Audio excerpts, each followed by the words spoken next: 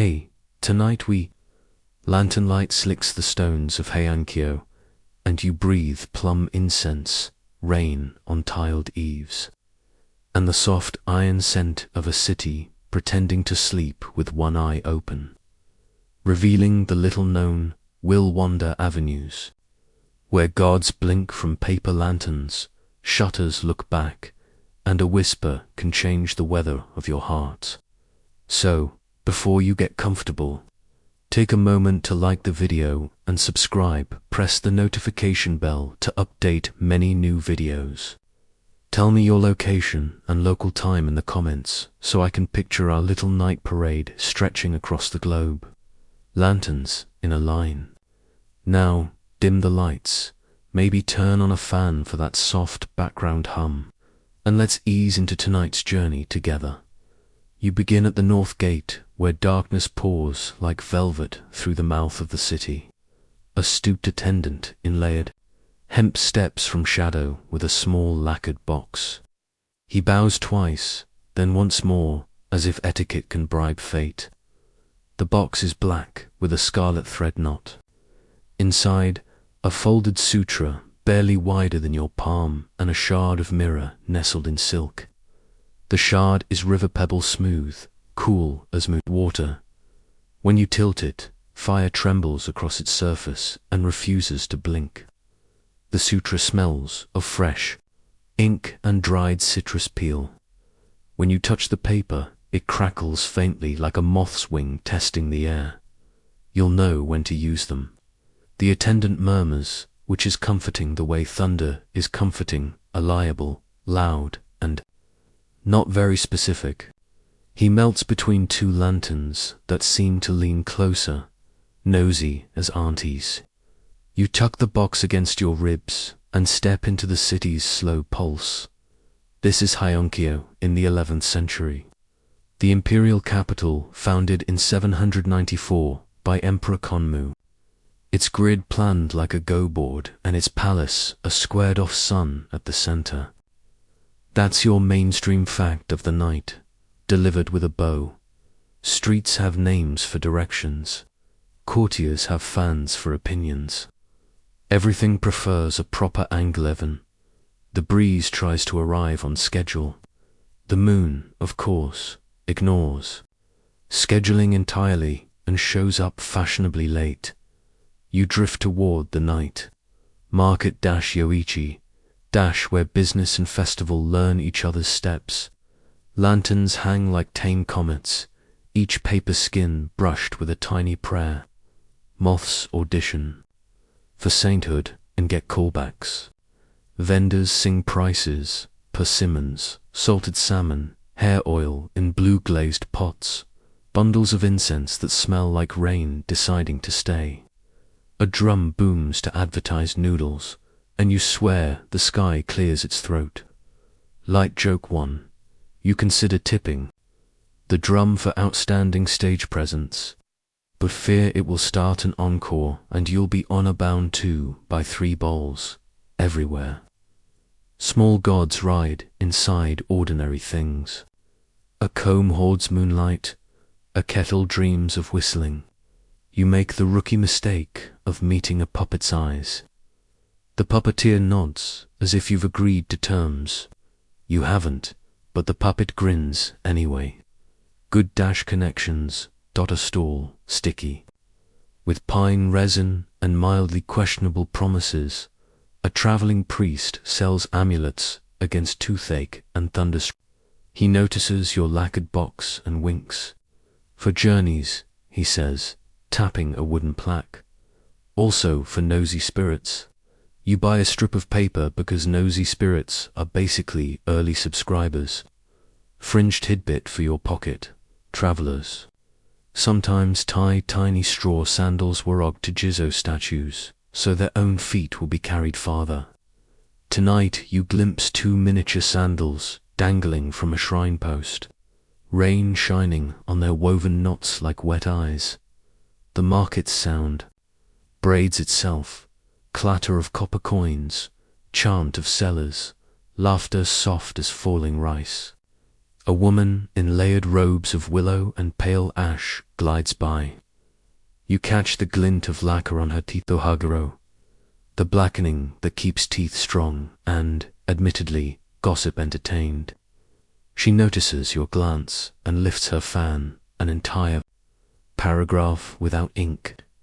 Historians still argue whether night markets like this were tightly regulated or simply tolerated as orderly chaos between the palace curfew drums. Blind Biwa player tunes, a story about a general who knotted a prayer ribbon to the wind and won because the breeze liked his handwriting. You tip him and imagine the ribbon fluttering, a sentence forever drafting itself. The mirror shard warms. Near your heartbeat, it makes you think of the great sacred mirror, the Yatano Kagami, though yours is strictly travel-sized and conspicuously opinionated. Things condense at night. Gods, worries, advice. A palace scribe, shiny with fresh nerves. And ambition sidles up to you. Lotus, he asks, nodding at the sutra. You nod back. He confides that nobles trade incense recipes like passwords and judge elegance by how sleeves smell after rain. You sniff your sleeve notes of wandering and noodle steam, which, frankly, is also a lifestyle. Light joke too. If grace were measured in broth content, you'd be caught rank 3 by midnight, past the incense. A fortune washer dips paper lots in a basin and reads how the ink spreads. Fast means gossip. Slow means math, which is also a kind of curse. He glances at your shard and makes a sign you don't recognize. Careful, he says. Reflections collect debts. You think about all the mornings a mirror has demanded rent and agree on principle. The Kamo River breathes beyond the lanterns, black silk ribboning past the city's strict squares. On the bank, someone has shaped an altar from roof tiles, a few beans, a coin, a crumb of cake. You add another bean for balance. It feels like aligning planet with your chopsticks. Across the water, willow shadows write long cursive. A heron lifts, all patience and geometry. Night seems pleased with itself for remembering your name. You pause at a tiny fox shrine, tucked into a corner like a secret folded twice. Stone ears shine with dew, a carved muzzle looks perfectly smug. You set the box before it and bow twice, clap twice, bow once more, the rhythm thrumming through bone and breath. The sutra whispers its paper wind. The mirror and fox meet each other's gaze, like cousins debating holidays.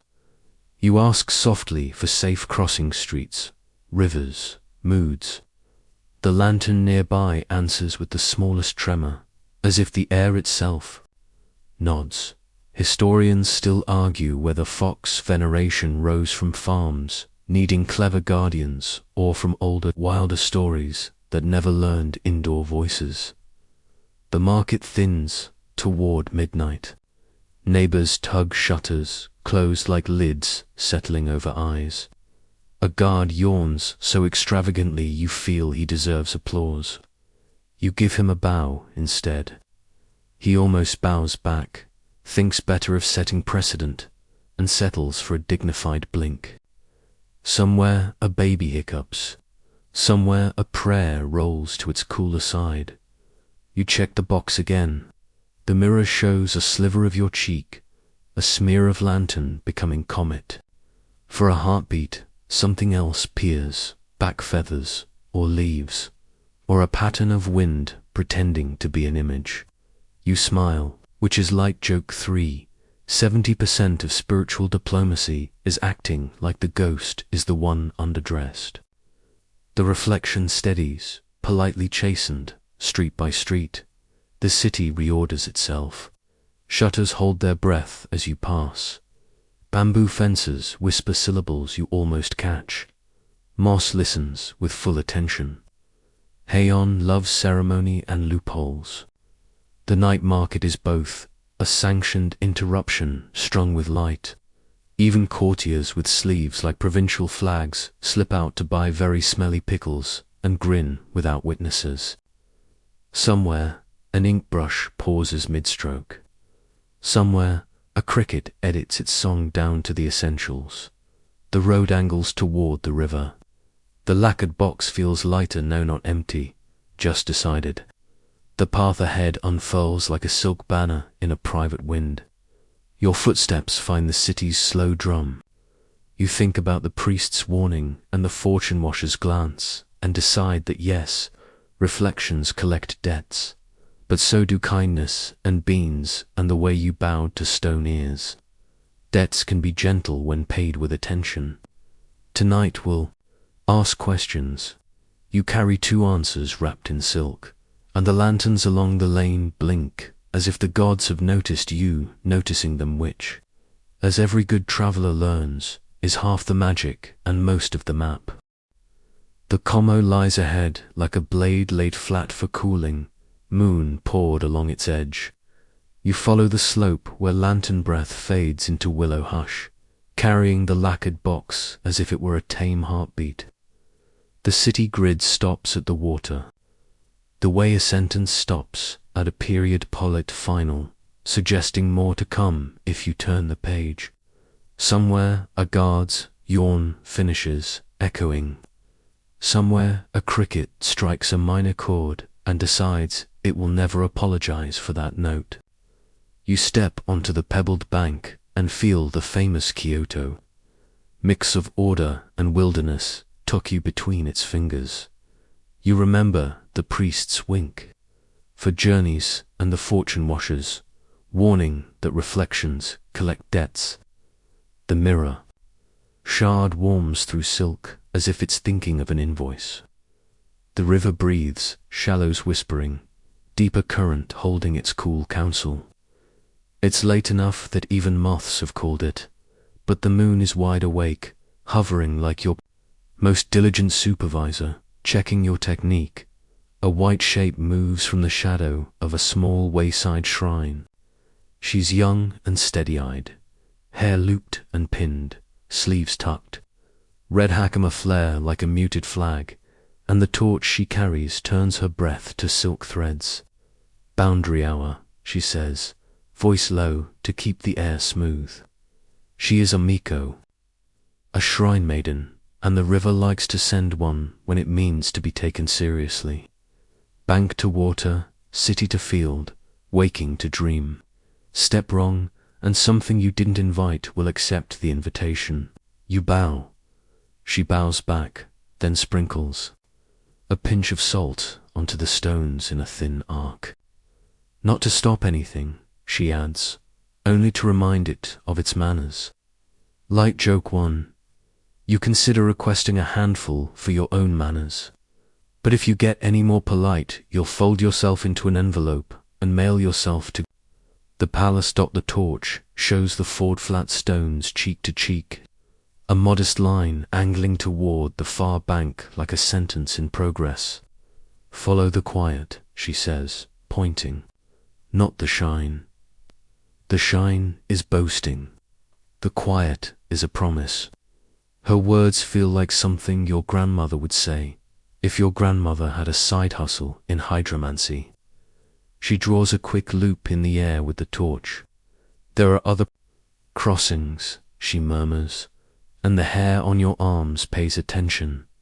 Bridges of wind, bridges of rumor. Tonight we take the one that admits it's a bridge.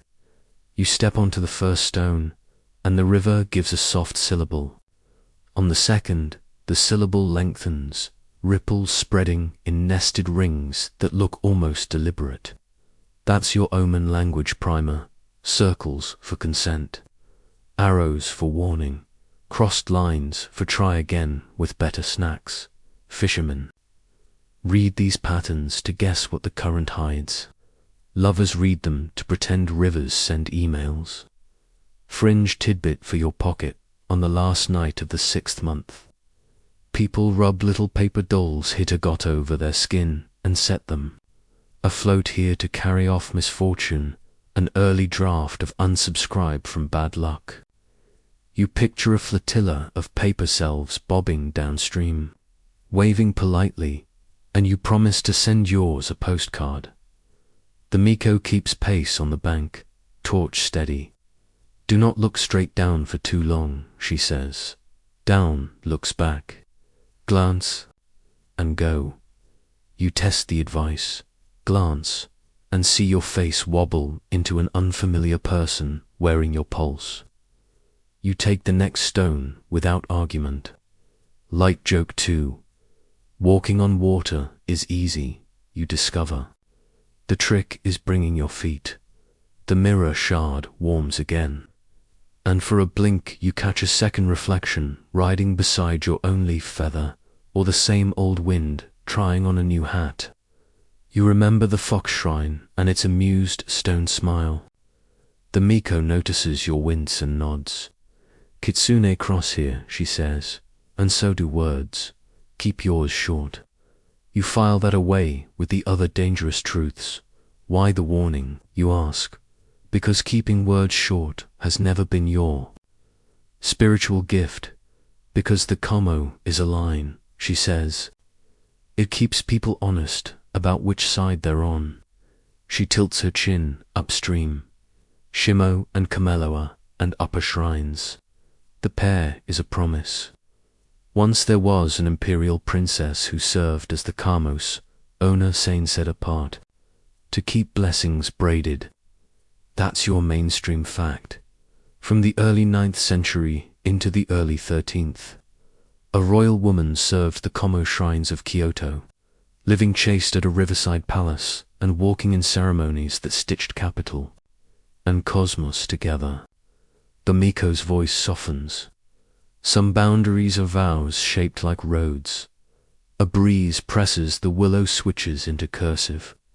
Historians still argue whether the great rites here began as a courtly performance to manage politics, or an older fertility rhythm the court adopted like a favorite song. She smiles, acknowledging that scholars argue like dedicated tea connoisseurs, tenderly, forever. The torch hums. A beetle flies straight into its glow and reconsiders all its life choices. You measure the width of the water by how it changes your breathing. Midway, the river thins its voice, and the ripples write a new script. Not circles, not arrows, but overlapping diamonds, a net to Termi pattern, the Miko calls. Hold still, you do, because when someone with a torch and a river's respect says hold still, you hold still with the zeal of a statue auditioning for promotion. The net pattern loosens, turns to simple rings, consent again. You take another step and feel the stone admit you with a cool sigh. As if the river keeps a guest list and you finally spelled your name correctly. On the far bank, the Miko sets the torch into a bracket and takes out a little bell. She rings it once, and the sound is a clean seam ripped through night's cloth. You have something to return, she says, eyeing the box at your ribs. Not yet, you answer, surprised at the certainty in your voice. The mirror is warm and patient. The sutra is crisp and listening. Debt can be gentle, you remind yourself, paid in attention, beans, and well-timed bows. She nods, then points to a low plank bridge below the ford, its posts dark as old tea. Do not use that one, she advises. Tonight it leans. You squint and see nothing unusual beyond the bridge's opinions about carp. It leans toward the wrong story, she clarifies, because of course bridges pick sides. Light joke 3, you, too, lean toward the wrong story whenever rice cakes are involved. You ask how she reads ripples, what she watches for when the moon sulks and the current has its hands in its pockets. Edges, she says, where anything touches anything.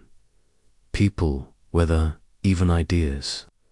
If you can tell who is crossing whom, you can stand where you won't drown. She crouches, dips her fingertips, and flicks water at the torch. It hisses once, then burns steadier, as if gratitude has a sound. The far bank rises into a copse of cedar and camphor. In the hush beyond, the Tadasu no Maeda forest of correction waits, like a book you're not quite ready to open. Miko pulls a cord from her sleeve and ties it around your wrist, soft fibers smelling faintly of rice straw. Shimenawa, she says, a reminder that you are your own shrine. If anything tries to cross without bowing, it snags. The cord hums once, a small agreement, and the mirror shard finally cools as if nodding. Behind you, the city exhales, relieved you didn't fall in with your dignity making bubbles. Ahead, the night tilts toward mountains and the kind of stars that draw maps of things you can't buy. You thank the Miko, she thanks the river. 3 breaths later, she's only a white hush behind cedar trunks, and the torch's place on the bracket becomes a star pretending to be practical. You take one last look at the water. Circles move out from where your feet were, the river working your absence into its pattern. On the current's skin, you think you see characters' approval, warning, a sly little comma, only moon, only dark silk, only the quiet that keeps. Its promises. You adjust the box, feel the sutra tick like a soft metronome, and step from the stones onto earth that remembers your name. The boundaries clear, the path gathering itself like a story that has just found its next word. The road splits like a lacquered fan opening, each rib of path catching a little moon and pretending it invented direction. The Shimenawa around your wrist hums when the wind changes mind. Crickets decide, unanimously, to hold a whispered parliament. You stand at the crossroads, long enough for your breath to learn each scent, damp cedar ash from a distant hearth, faint soy and sesame from someone's late-night noodles, a small, edible star map. The lacquered box is warm against your ribs. You raise the mirror shard to the corner of your eye the way you'd check a theater aisle, not to see everything, only to notice what's pretending not to be there. A small rustle to the left.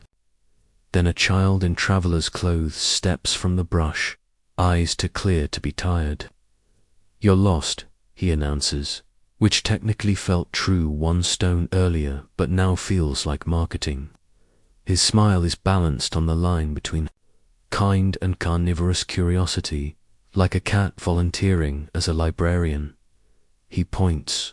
1 road rises into fur-dark hills. Another slides down toward rice paddies. The third keeps level, a modest ribbon aiming for someone else's story. Which do you want? The child asks. He tilts his head. A shadow beside his cheek is shaped like an ear that forgot how to be small. You bow because politeness is armor, the one that leads to my next sentence, you say, and the Shimenawa gives a pleased little buzzed off. The child claps softly. Good answer, but let's bargain. I'll choose for you if you pass a simple test. He lifts a hand, and you count 1, 2, 3 fingers with nails too neatly pointed. 3 statements, he says. 1 is a lie. If you find it, I'll point your feet. If you miss, you'll still walk, only not where you think. Light joke 1. You're suddenly nostalgic for the river, where at least the water didn't run a quiz show. He begins, and the night leans to listen. First, merchants built tunnels under the city so their fox friends could fetch secrets. Second, fried tofu is the surest way to make a god pause. Third, the rice spirit Inari has more gates than a jealous palace. He smiles, again, all ordinary. Child, an unblinking lantern. You consider. You've heard the tofu rumor. People leave Oberaj at tiny fox shrines, golden squares like edible sunlight, but tunnels. The ground here loves roots and gossip, not carpentry and gates. Tradition says, Fushimi Inori, Taisha, just south of the capital, traces its founding to 711, and its slopes carry thousands of red torii donated by merchants and guilds. The shrine is practically a forest of thank you written in vermilion. That's your mainstream fact, offered like a rice cake you didn't drop. You lower the mirror to your lap and angle it toward the child's face. In the glass, he blurs at the edges, as if windy. The word tunnels feels like a burrow searching for an owner.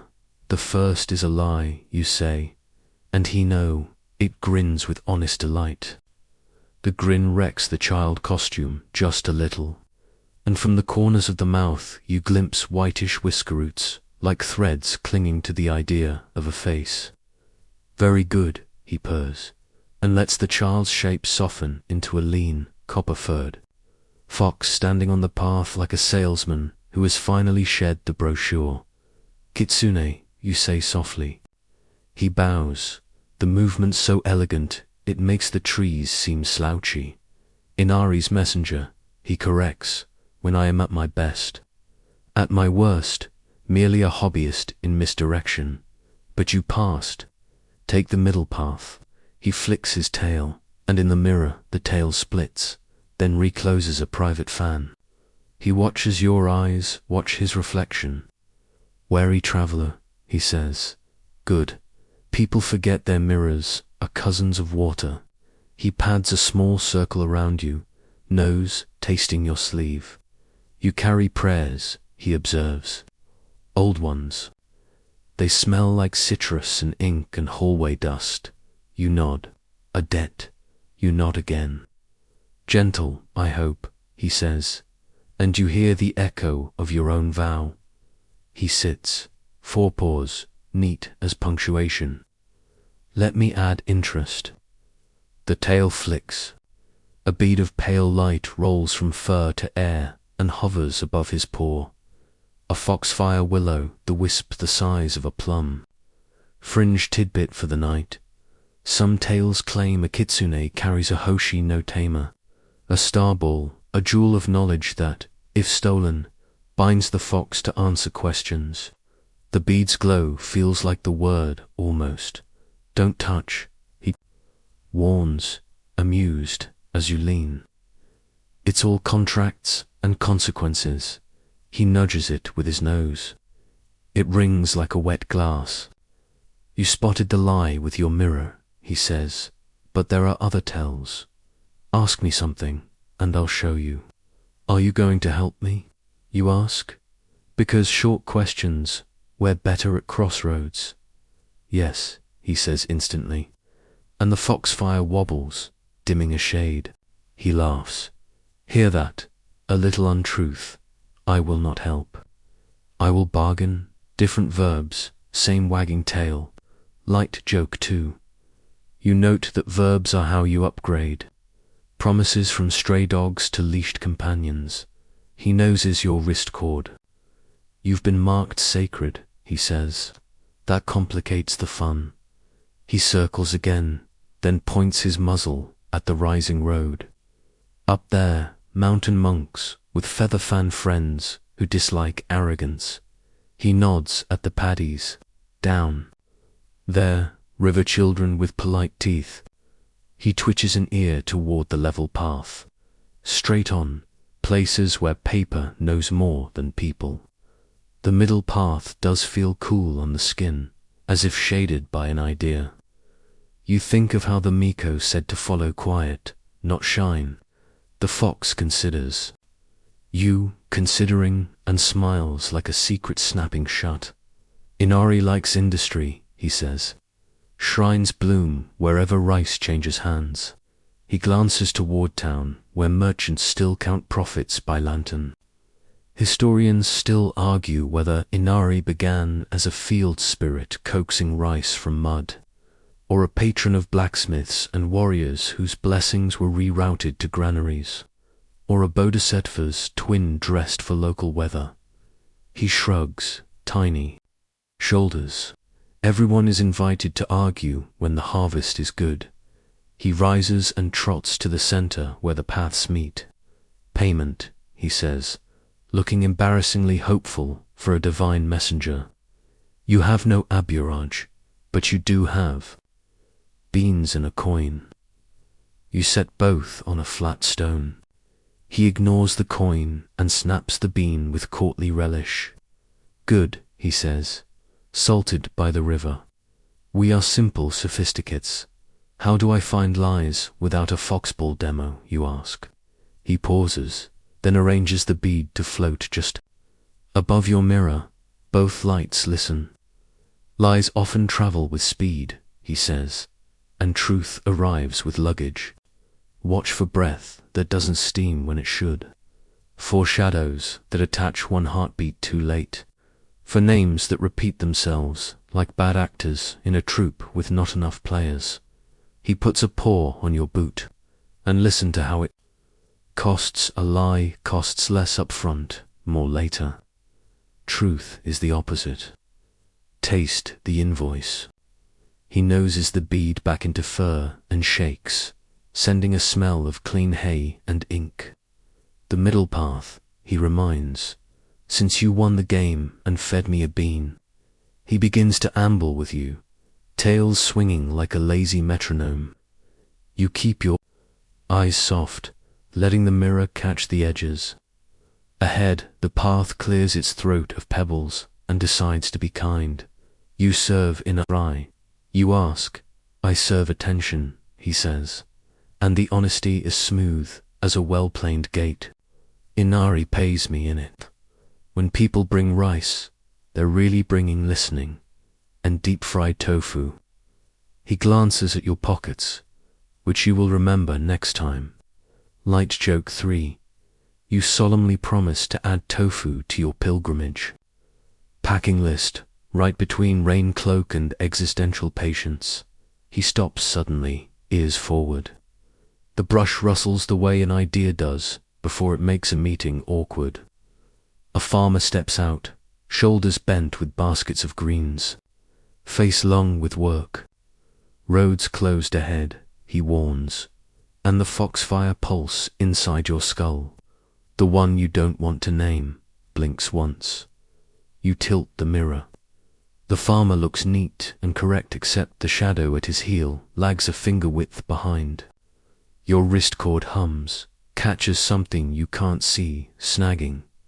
Thank you, you say, bowing, and move to take the rising road anyway. The farmer smiles to many teeth, then dissolves courtesyed into night, leaving wild mustard smell and a note of amused disappointment. The fox watches the leftover smell fade. A practice liar, he comments, not a professional. You did well, you walk on. The path levels into a soft promise, grasses brushing like polite applause. In the not far distance, a low bell rings, the kind that calls people to tidy their hearts, not their desks. The fox trots a few silent paces more, then halts. My part ends, he says. He touches his nose to your wrist cord, and the fiber warms as if a seal has been pressed. When the path forks into paper and breath, choose the scent that reminds you of oranges. He winks. Your sutra knows. He turns, tail writing a brief cursive in the dark. And remember, he calls over his shoulder, if you can't spot the lie, feed it something small and see how long it pretends to be full. Then he is a child again, only for a heartbeat, lifting a hand in friendly theatre, and then only. Fox, then only night. You walk on, mirror tucked, box steady, ears open for shadows with bad timing, feet set toward the quiet that keeps its promises. And somewhere behind your ribs a little foxfire of attention burns blue and bright, honest, as hunger and just as useful. The path begins to climb, a ribbon laid over the ribs of the hills, and the air turns pine-cool resin sweet, the kind that rinses voices until even your thoughts sound freshly laundered. Your Shimenawa hums when gusts shoulder past, as if reminding the wind to read the room. You tilt the mirror shard, only fast clouds, no sly faces, just vapor practicing entrances. You follow the quiet the fox recommended, not the shine, and the quiet leads you upward to where the cedars huddle and gossip. In leaf syllables, a horn voice rolls down the ravine long, salt-edged part ocean and part cave. Then another answers, lower, like cliffs exchanging advice. The Yamabushi are near. Around a shoulder of rock you find one perched on a root-twisted ledge, robe hitched for climbing, straw sandals scuffed, small black token perched on his brow. Like a square moon, conch shell horrigan nestled in the crook of his arm. His breath fogs and disappears. His attention does not dot. He studies your wrist cord, the lacquered box against your ribs, the stance you didn't know you were taking. Traveler, he says, and the word lands in your palm like a warm stone. The wind above us belongs to neighbors with complicated manners. You bow, he nods almost a bow, mostly a diagnostic. We keep practice so they keep distance. He adds, then lifts the conch. The tone threads through your ribs and tugs your breathing into a steadier loom. Mainstream fact, while you borrow that breath. Yamabushi are mountain ascetics of Shugendo, a tradition that braids Shinto esoteric, Buddhism and folk practice. They wear the token cap, carry pilgrim staves, and sound the horogai to mark paths and ward trouble. The Yamabushi taps his cap with 2 fingers, a little punctuation mark in the moonlight. He gestures upslope to a saddle.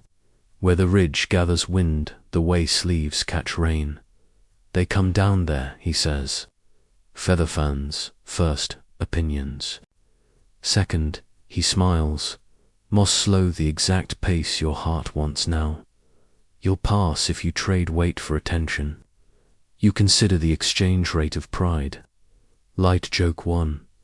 You've never seen a coin stamped with your own face, but you suspect it spends poorly in mountain shops.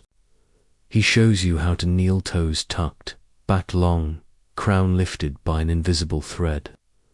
Rockin' SHJ, he murmurs, brushing your shoulders, purify the 6 roots of sense. A small math of humility follows. Inhale for 4 steps, exhale.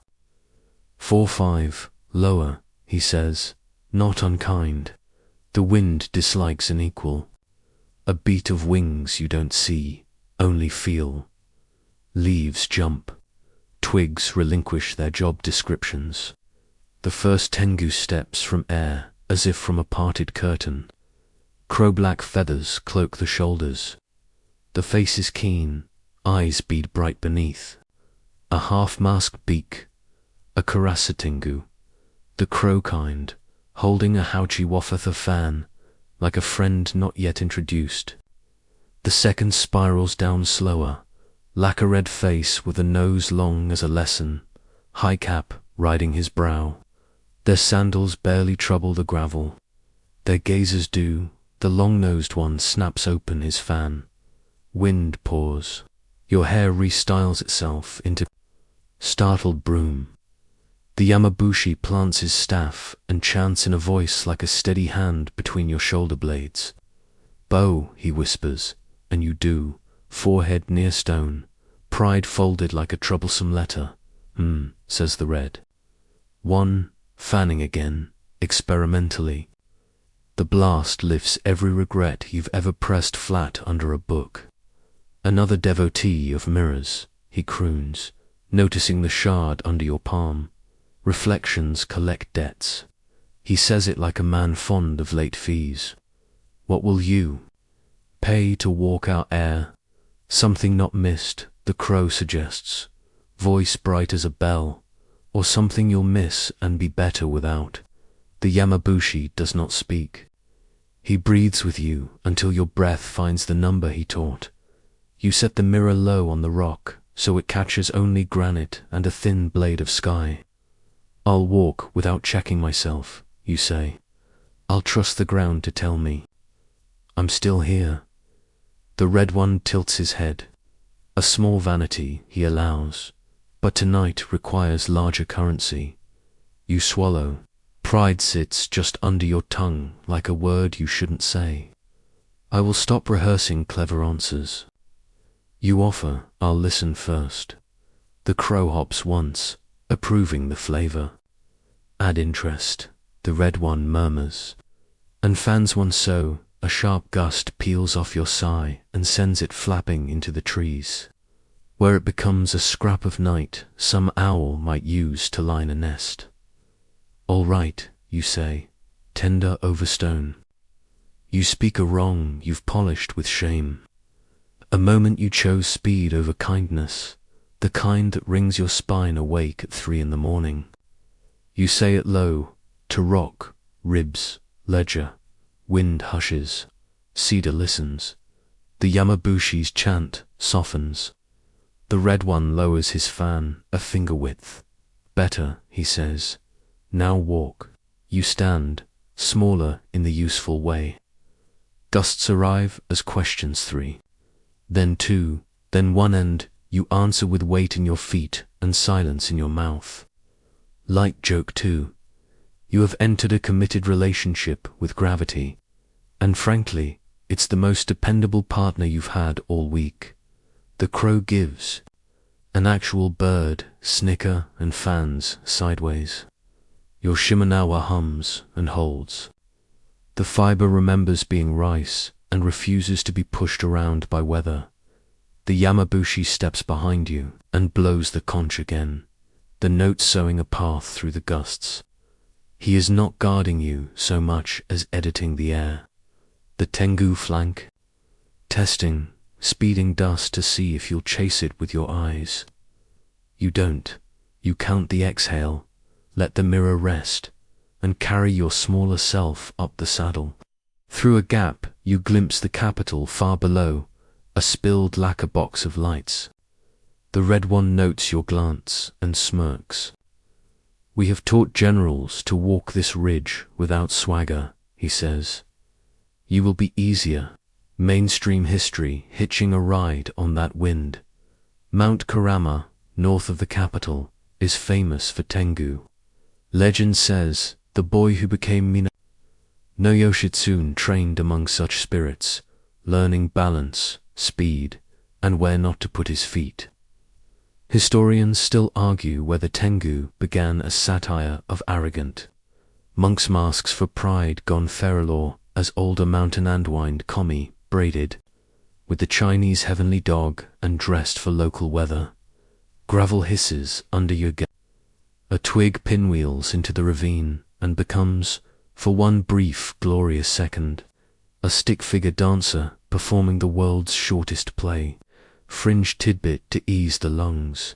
Some folktales claim a Tengu's feather fan can do more than stir storms it, can lengthen or shrink noses, a party trick you should not attempt on a date or during job interviews.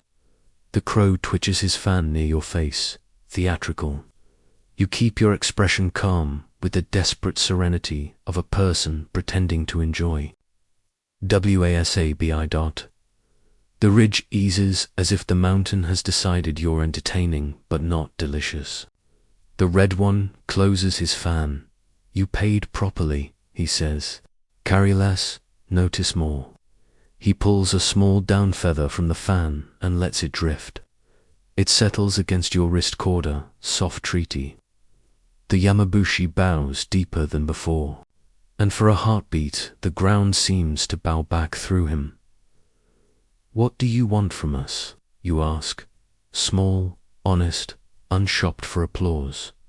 Respect, says the crow, hopping to a rock, not fear. Fear is a candle that eats its own table. The Red One's eyes glitter. Also, he adds, less litter. Light joke 3. You promise to pack out your pride along with your snack wrappers. which earns the closest thing a Tengu gives to a high-favor, dignified nod that still somehow ruffles your hair. They rise the way they arrived, with the confidence of beings who know every ledge by its first name. The Yamabushi watches until they're only rearranged wind. He presses the conch into your hands a moment, letting you feel the cool spiral, the sea folded into mountain shape.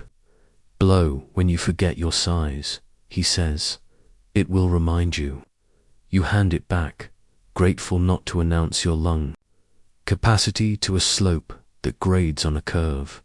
From the next ridge, drums pulse slow, round hips, teaching hands to clap. Kagura, the Yamabushi says, pleased. A shrine ahead dances the sun from hiding. He points toward a path marked by shied paper streamers blinking in moonlight. Carry your smaller self there, he advises, and see how light learns. Laughter, you bow, he bows. The feather against your cord tickles each time the breeze suspects you might forget. You walk on quiet first, then step, then breath the wind minding its manners now, and the drums growing nearer with the promise of a story that invites morning without scaring away the night. The drums reach you first, low and round, the kind of sound that persuades bones to breathe slower. They guide you onto a shoulder of hill where cedar gives way to a clearing and a little shrine sits like a lantern that forgot to be indoors. Shied those zigzag paper streamers flicker from a sacred rope, and your wrist cord answers with a tiny hum, happy to see family. A brazier breathes pine, smoke, and oranges. Your sutra perks up like a dog hearing its name in a room full of treats. The Tengu feather tickles your skin.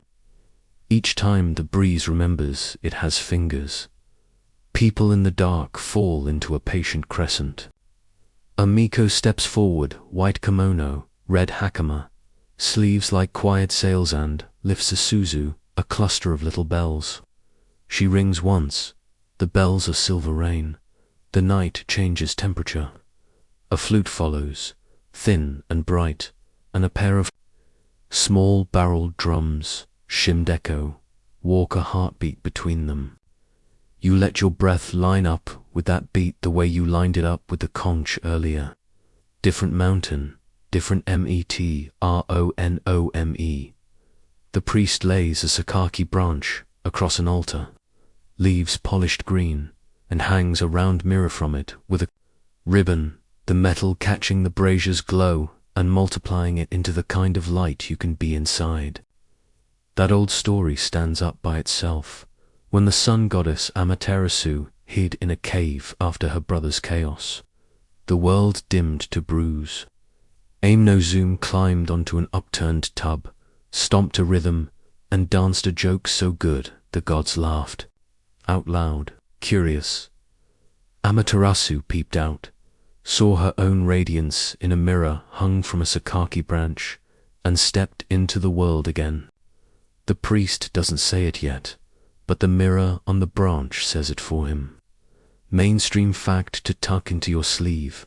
Kagura got entertainment, grew from such shrine rites, and by the Heian period, split into Mikagura at the imperial court and Satakagura in villages, all bells, drums, and ritual steps meant to invite divinity to sit and stay a while. The Maiko raises her sleeves. The drums hush, then return softer, and she begins a slow pivot, tracing a square you can't quite see. The bells shimmer, then punctuate, then withhold their shimmer so the silence has a bell-shaped hole.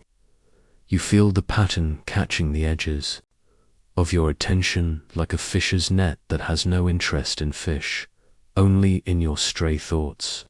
You set the lacquered box on your lap.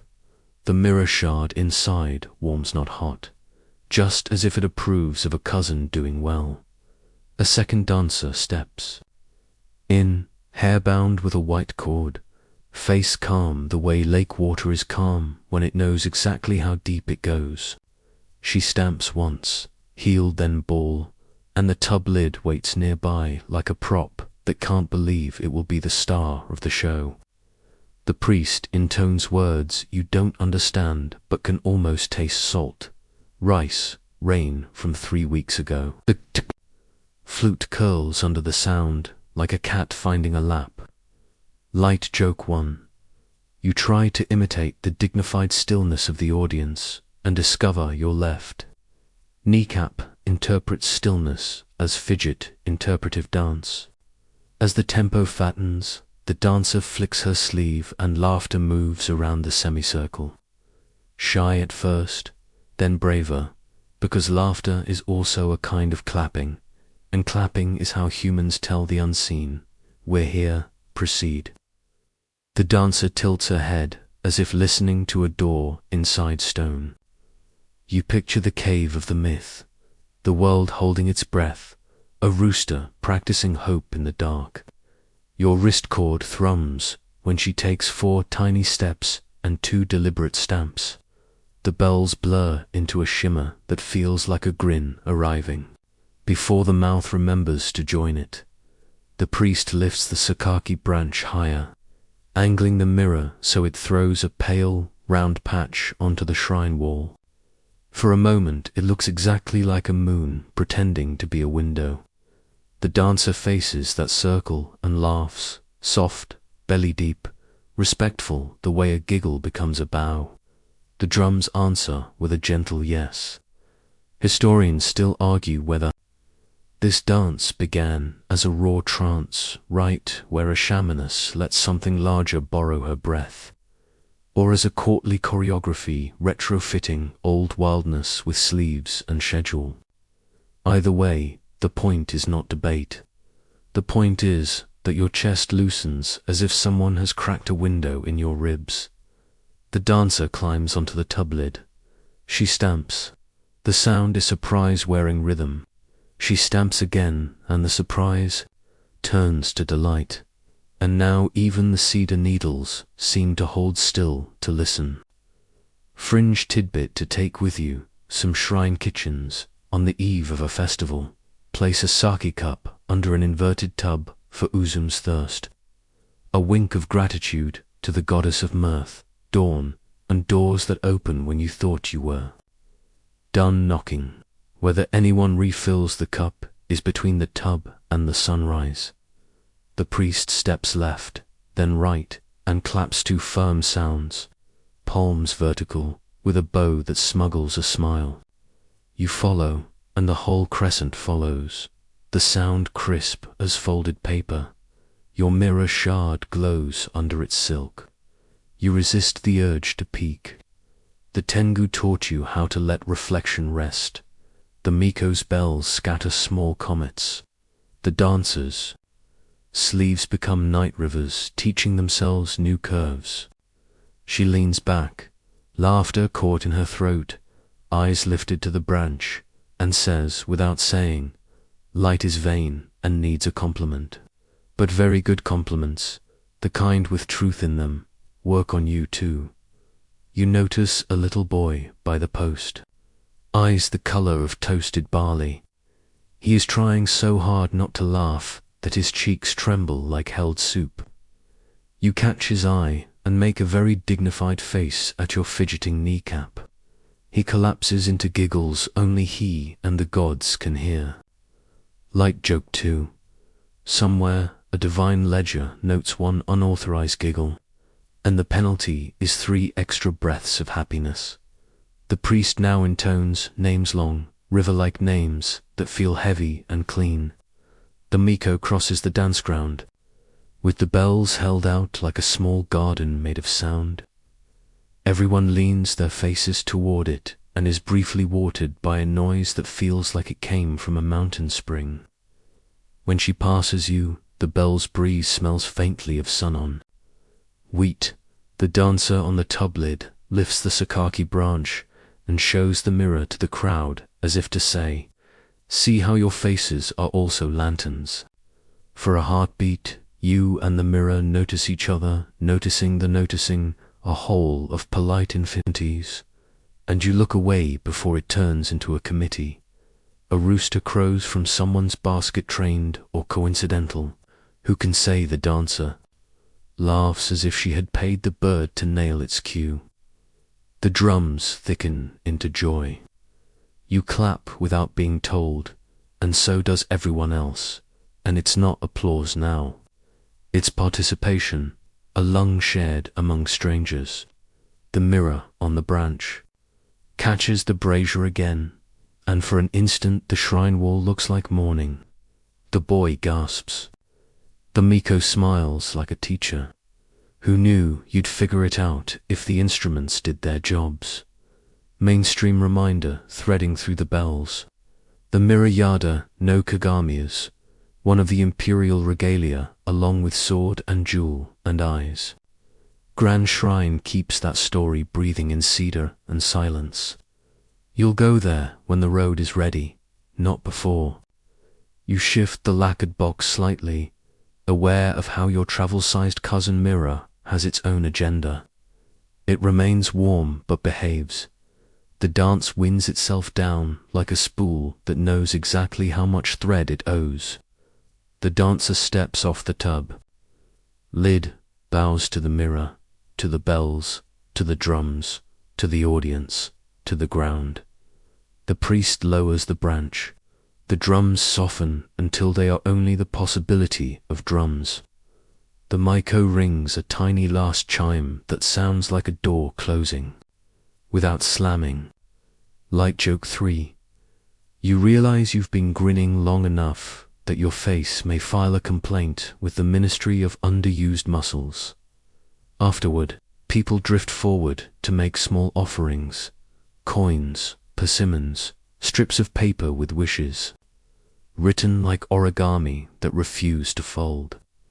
You add a bean, a habit now, and your reflection in the branch mirror looks back the way a cup of tea looks back, calm, inviting, slightly amused that you forgot to drink it while it was hottest. The priest notices your wrist cord and nods approval. You've crossed correctly, he says, as if crossing is a verb you carry inside you, portable and repeatable. Does laughter really bring the sun? You ask, low, so as not to frighten. Any shy dawns nearby, he smiles. Laughter brings us, he replies. Then the sun decides it would be a shame to miss the party. He gestures toward the path down the hill, where the shadows now feel less like doorways and more like porches. Carry that, he adds, tapping the air where your grin has left a warm dent. It's lighter than pride and more useful than fear. You adjust the box against your ribs, the sutra awake and pleased, and follow the bells echo down the steps. The night's dark is thinner now, not because the moon has grown, but because you have. Your feet remember the conk's rhythm, the tengu's wind, the fox's advice to pick quiet over shine. The Shimenawa sings once, content, and somewhere between cedar and stars, you feel the old cave open, just a crack, the world leaning forward, to listen and laughter yours, ours Uzum's coaxing light to keep stepping out. The path tips east until the air smells salted, and your hair learns a damp curl, and you hear the coast before you see it waves, practicing applause behind a weather curtain. Cedar thins to scrub pine. Beach grass leans all one way, as if wind were the schoolmaster and everyone learned the same lesson. When the sea opens, it's a page written in lines and smudges, an ancestral scaled script you're just learning to sound out. Your Shimenawa hums when gusts test its braid. The tengu feather tickles your wrist like a quill signing your attendance. You taste iron, kelp, and something old, as if a storm has already licked its thumb and started turning the sky's pages. A low village crouches in a cove where boats are stacked like folded fans. Storm clouds loiter beyond the headland, black with the oily shine of serious weather. Lightning sketches brief bones in the clouds and erases them before anyone can lodge a complaint. Fishermen stand by their holes with towels around their necks, weighing the grammar of waves. You edge under a boathouse eave that smells of tar, wet rope, and arithmetic only calluses can solve. An old man with tide-colored hair lifts 2 fingers in greeting, then points with his chin at the water. You read, he asks. You confess you're at the stage where you can sound out soup but not storm. He nods, steps closer, and squints as if the sea owes him rent. He teaches lines like letters. The first long, slow comas, ink pulled with a broad brush. Old swell from far off, he says, and you picture a storm 2 prefectures away, signing its name here. The second, short, quick slaps scudding across the first. Local wind gossip. The third, crosshatch ripples that snag and then politely continue. That's the reef, he says. Its backbones. You remember the river's circles, and arrows and net patterns, and realize the sea writes in a faster hand. Light joke 1. You consider tipping the waves for their performance, but decide not to encourage encore surf.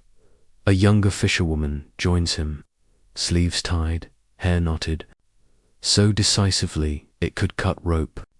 She stares at the seam where cloud belly meets water spine. Susanu's combing his hair wrong, she says, and the name tastes like pepper. You know the story. The storm god, Susanu, all temper and exile, reaching Isuma to find an old couple who'd lost 7 daughters to Yamata, no Orochi, and hid the 8th behind their trembling hands. Susanu, for once careful, tucking the girl into his hair as a comb, brewing strong sake at every bend of the river, and luring the 8-headed hunger to drink itself careless. Then the quiet part steel laid to scales, and a rescued bride. In the tail he found a sword, Kusanagi, which later joined mirror and jewel as imperial regalia. That's the mainstream fact to anchor you while wind tries to borrow your hat. Thunder thumps the hill like a taiko with opinions. Practical liturgy begins. Shutters bar, ropes double. Children pretend to shout laugh, while their hands confess otherwise. The old man flicks salt from his fingers across the doorway, a rough cousin to the Miko's river line. He glances at your wrist cord and nods. Good, storms respect knots. He slots an ofuda into a bamboo notch and aims the paper toward the black seam. The letters look like stitches meant to hold the sky together. Stories make wind mind. It's manners, the fisherwoman says, not as metaphor but as method. She points toward a dark runnel cutting the cove. When the river fattens, Orochi remembers its path. She smiles thin and competent. So we remind the water which bride turned comb and which head stayed drunk. Fringe tidbit for your pocket. Some boats keep a cat not only for rats, but as a whiskered barometer when the cat refuses fish, scraps, and stares long at the window. People tie extra knots and pour extra sake for the sea. Today, the boathouse. Cat sits on a coil with militant resignation, which you take as an advisory to remain humble and indoors. Rain arrives not as drops, but as threads, first few, then loomful. The roof thrums. You smell the metallic edge seconds before lightning takes a white photograph of everything. In that blink, your mirror warms beneath silk. You keep it sheathed, honoring the ocean's seniority at reflective work. The old man cups his ear to the surf. Listen for the gap, he says. The next breaker lifts, curls, pauses a blink longer than expected, then falls. Mouth, he murmurs. A monster's mouth leaves silence where the swallow should be. He doesn't mean a literal jaw. He means a hush that announces greed. He tells you how children here learn to count heads on whitecaps. 8 at a glance, each hungry for a story. We feed them sake we can afford, he says dryly, and rope we cannot. He shows a coil of rough Shimenawa, meant for the great cedar up the road. We put it on the tree, and let the tree wear the river's memory for us. He taps your wrist, small version. He nods at the horizon. Big memory, tonight. Between squalls, the fisherwoman passes you a gourd cup. Rain thines sake warm from her hands. Izuma Taisha is up the coast, she says, as if giving directions. To a relative, older than our boats, older than our habits. She grins. In the 10th month, all the kami gather there, our Kami Arazuki, the month with gods. Everywhere else calls it Kanazuki, godless. So if your luck runs out anywhere else, come stand on Inasa Beach and complain politely. Mainstream. Fact, braided in 2000. Workers unearthed enormous pillar. Remains 3 cedar trunks bound together, suggesting the ancient main hall may once have towered astonishingly high. Historians still argue whether Izuma's ancient myths record a rival power center too early. Yamato, or simply a beloved regional archive the court later stitched into a national quilt. Lightning forks and tucks itself back into cloud like a needle. Embarrassed by its enthusiasm, the pause between flash and boom shortens. The old man counts and shakes his head. Shelter. Inside the boathouse proper, nets hang like tired ghosts and oars sleep like long bones. He kneels at a shelf, sets down dried abalone, and pours a spoon of sake into a shell. For Susanoo, he says. For the girl of combs. For not having to prove we're brave by being foolish. Wind rips under the eaves. The door shivers in its frame. Somewhere a bucket skates and laughs like a plate going downhill. You think of the cave dance, of laughter coaxing light from hiding, and watch this village turn storm into ceremony. Offerings, knots, reading, patience. Light joke too. You consider installing a mute button on Thunder. Then remember the last time you tried to fix whether you just bought a bigger hat. The fisherwoman points through a crack toward the shore. See how the froth stacks in. Bricks, that's the river in the sea. Orochi was a river dragon, not just a throat with hobbies. The old man adds, when the river forgets its bed, we remind it with stories sturdy as rope. He eyes your box with its quiet heartbeat. You carry a story, too. You nod. He doesn't pry. Good coasts mind their neighbors' knots. Historians still argue whether Kusanagi's tale found origin was attached later to Yoke Susanoo, to imperial lineage, or whether Smith and Storm have always shared that blade between them. He asks for an exchange, because roofs stay on when tales are counterweighted. So you speak of the Yamabushi's conch and the Tengu's fan, of laughing on a tub lid until light remembered itself, of a fox who prefers accurate verbs over shiny lies. As you talk, the storm breaks into smaller sentences. The gap in the curl shortens, the pause between flash and boom stretches, and rain threads thin and lift into steam. The old man smiles at the door as if the sea were a talented but needy nephew. Good, he says. It's remembered its bed. When the squall finally wanders down the coast looking for a new audience, shutters unbar with careful hands. The cat decides to forgive everyone for being meteorological. People step out and read the sea again. Long old swell, short local gossip, polite crosshatch over refund, begin writing what leaned. The fisherwoman ties her hair tighter and points along the coastal road. Follow the smell of cedar and silence, she says. That's Izuma. Bring your mirror, leave your pride. If you reach a beach crusted in offerings, you're on time. You step back into washed light, box warm, wrist cord, humming, feather. A soft check mark against skin. The sea flips to a calmer page and keeps writing. You practice sounding out a few lines, pleased to hear your mouth make sense of water. This stroke says fast storm, this says local wind, this says reef, mind your ankles. Somewhere beyond the headland a god combs more carefully, and the wind, freshly lectured, minds its manners. Light joke 3. You consider bringing Susono an actual comb as a peace offering, then realize he'd just borrow yours and never return it.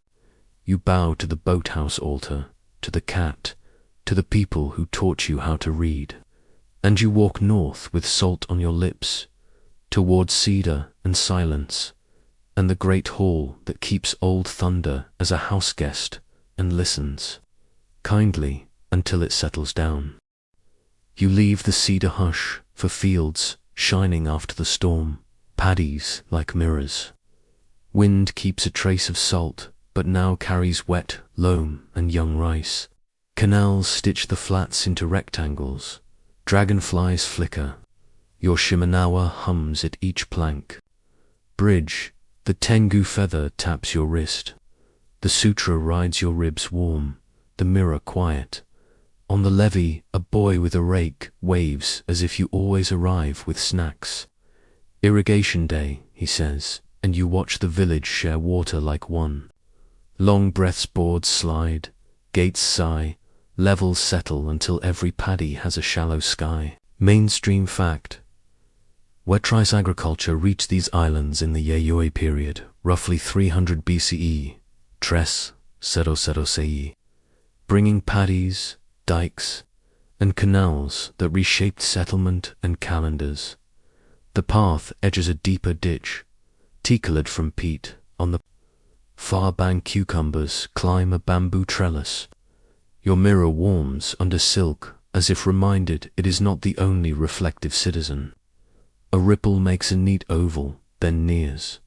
The boy squints. Kappa Day, he amends, far too cheerfully. River children, slick-shouldered, shell-backed, dangerously courteous. The oval becomes a head. On the crown sits a shallow boulder, cerebruming with ditch water. It blinks and speaks in careful classroom diction. Honored travelers, may I trouble you for a contest? You bow because your life likes staying attached, and because the fox taught you that verbs are contracts. What kind, you ask? Soft as a wet sleeve. Sumo, it suggests, or riddles, or cucumbers. Light joke 1. You've never been invited to a triathlon of wrestling, poetry, and salad. But if the medals are pickled, you'll consider it. The boy's grandmother arrives with the quiet force of weather kerchief. Sandals, hands like kind. Tools. She bows to the ditch and sets a cucumber on a flat stone. For your help last summer, she tells the water. The Kappa's eyes soften. Fringe, tidbit. Some families carve children's names into cucumbers and float them downstream. So the Kappa will remember and return them safe. May I ask your honorable name? The Kappa inquires, bright with etiquette. Your mirror burns under silk. The wrist cord hums warning. You bow very low instead of answering. By the hard law of manners, the Kappa bows lower. Water spills from its crown in a silver arc. Strength goes with it. You hold the bow a heartbeat longer than comfort. Your bow is admirable, it says, a little faint. It refills the bowl and sighs. Cucumber. You offer in the tone reserved for toddlers and auditors. The Kappa accepts solemnly. A treaty, it agrees. But honor wants a game. The grandmother nods. Treaties without games make neighbors sulk. Riddles, you say quickly, because the ditch is narrow and your sumo resume is mostly didn't spill soup. The kappa brightens. What river runs through a house without making anything? Wet, wind, you answer, and it beams. Now you ask, what listens harder, the quieter you speak. The kappa laughs, a round water sound. A pond, it says, and sometimes a friend. It bows again, holding its head perfectly level. I concede. Why contests, you ask? It nibbles cucumber with academic dignity. So we and you remember not to hurry, it says. Drowning is what happens to people who are late. The grandmother grunts a veteran's agreement. Also, the kappa adds, to show off. It glances up. Historians still argue whether we came from otters seen at dusk, warnings for children, or memories of drowned strangers asking to be remembered. I like to think we are all three, and also a good excuse for cucumbers. Down the levee, a wooden water wheel squeaks to life, lifting stream into channel, clack by patient clack. Another pair adjust a sluice with very respectful cursing. Villagers formed mutual aid networks, see you to share labor for planting, harvest, and canal upkeep. Festivals followed the water's rhythm. Light joke too. You vow to start National Sluice Appreciation Day. With free towels and fewer meetings, the kappa studies your wrist cord.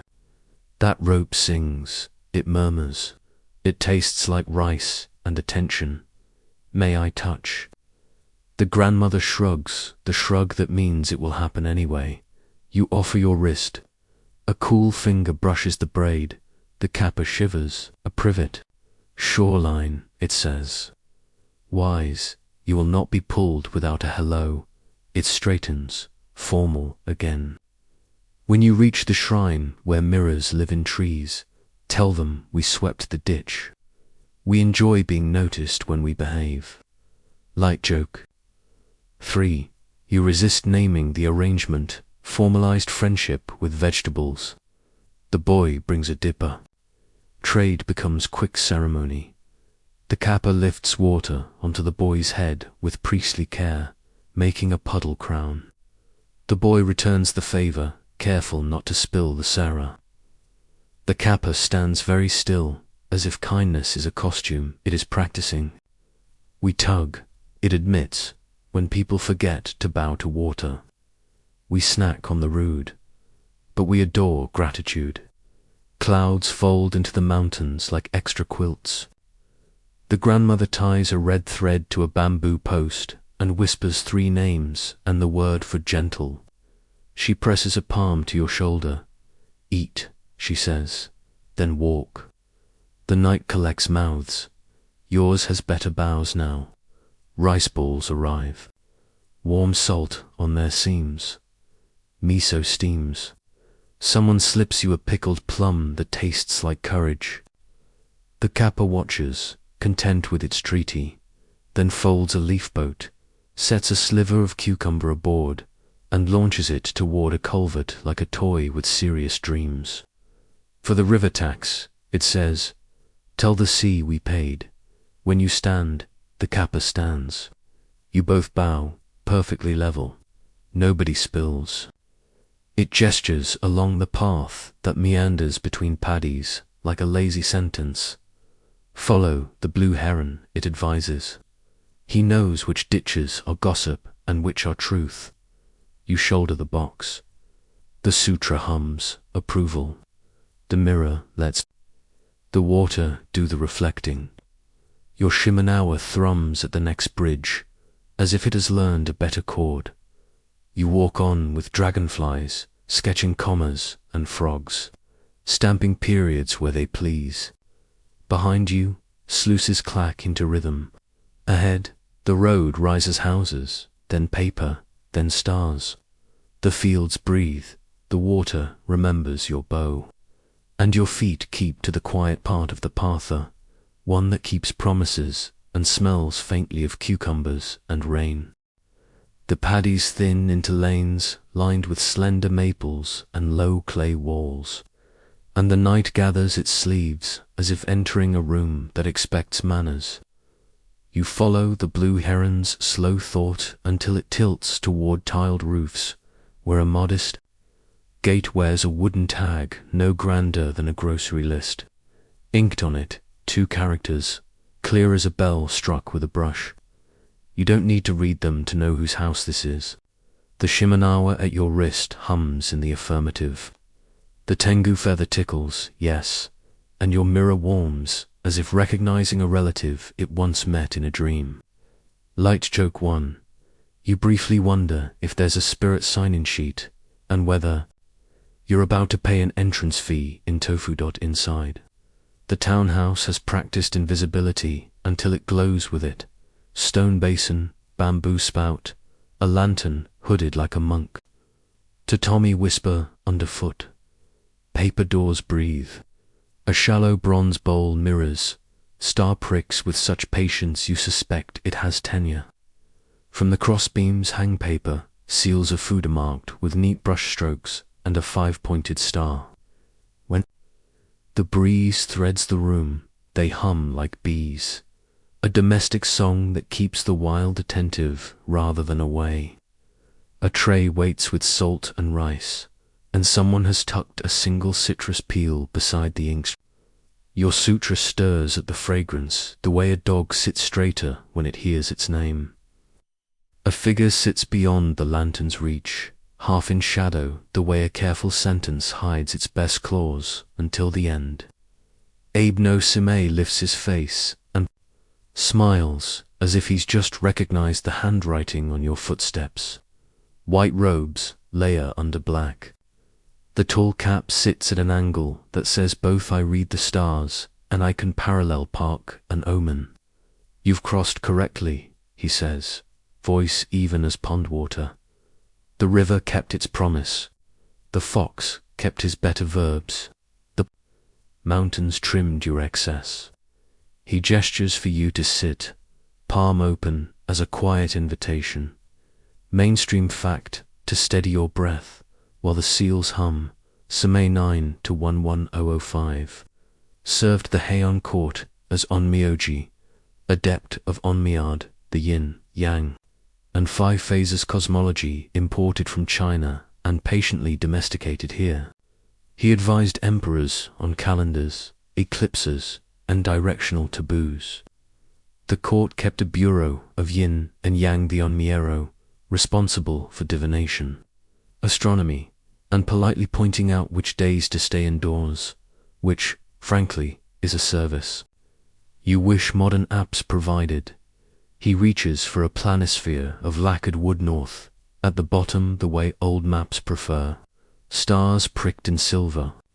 He floats your mirror shard above the star bowl so it drinks both lantern and sky. Quiet constellations, he murmurs, the ones that guide without applause. On the paper wall, someone has inked a pale X in the northeast. The room is arranged so no bed points that way. Kaiman Same notes the demon gate.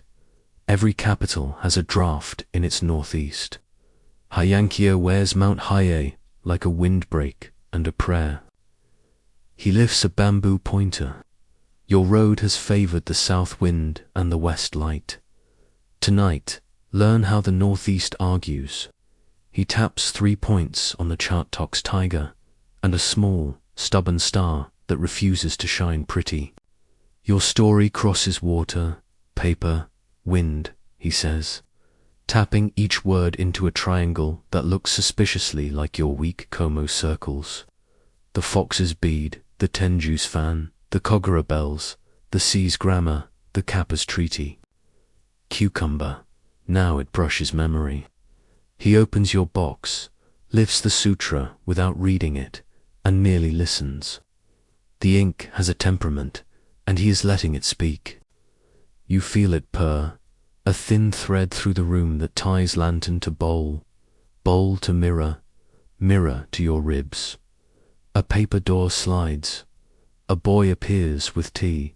He bows with the care of a person who has watched a bowl break and lived to remember.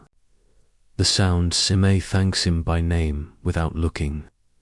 The boy retreats with the silence of a comma correctly placed.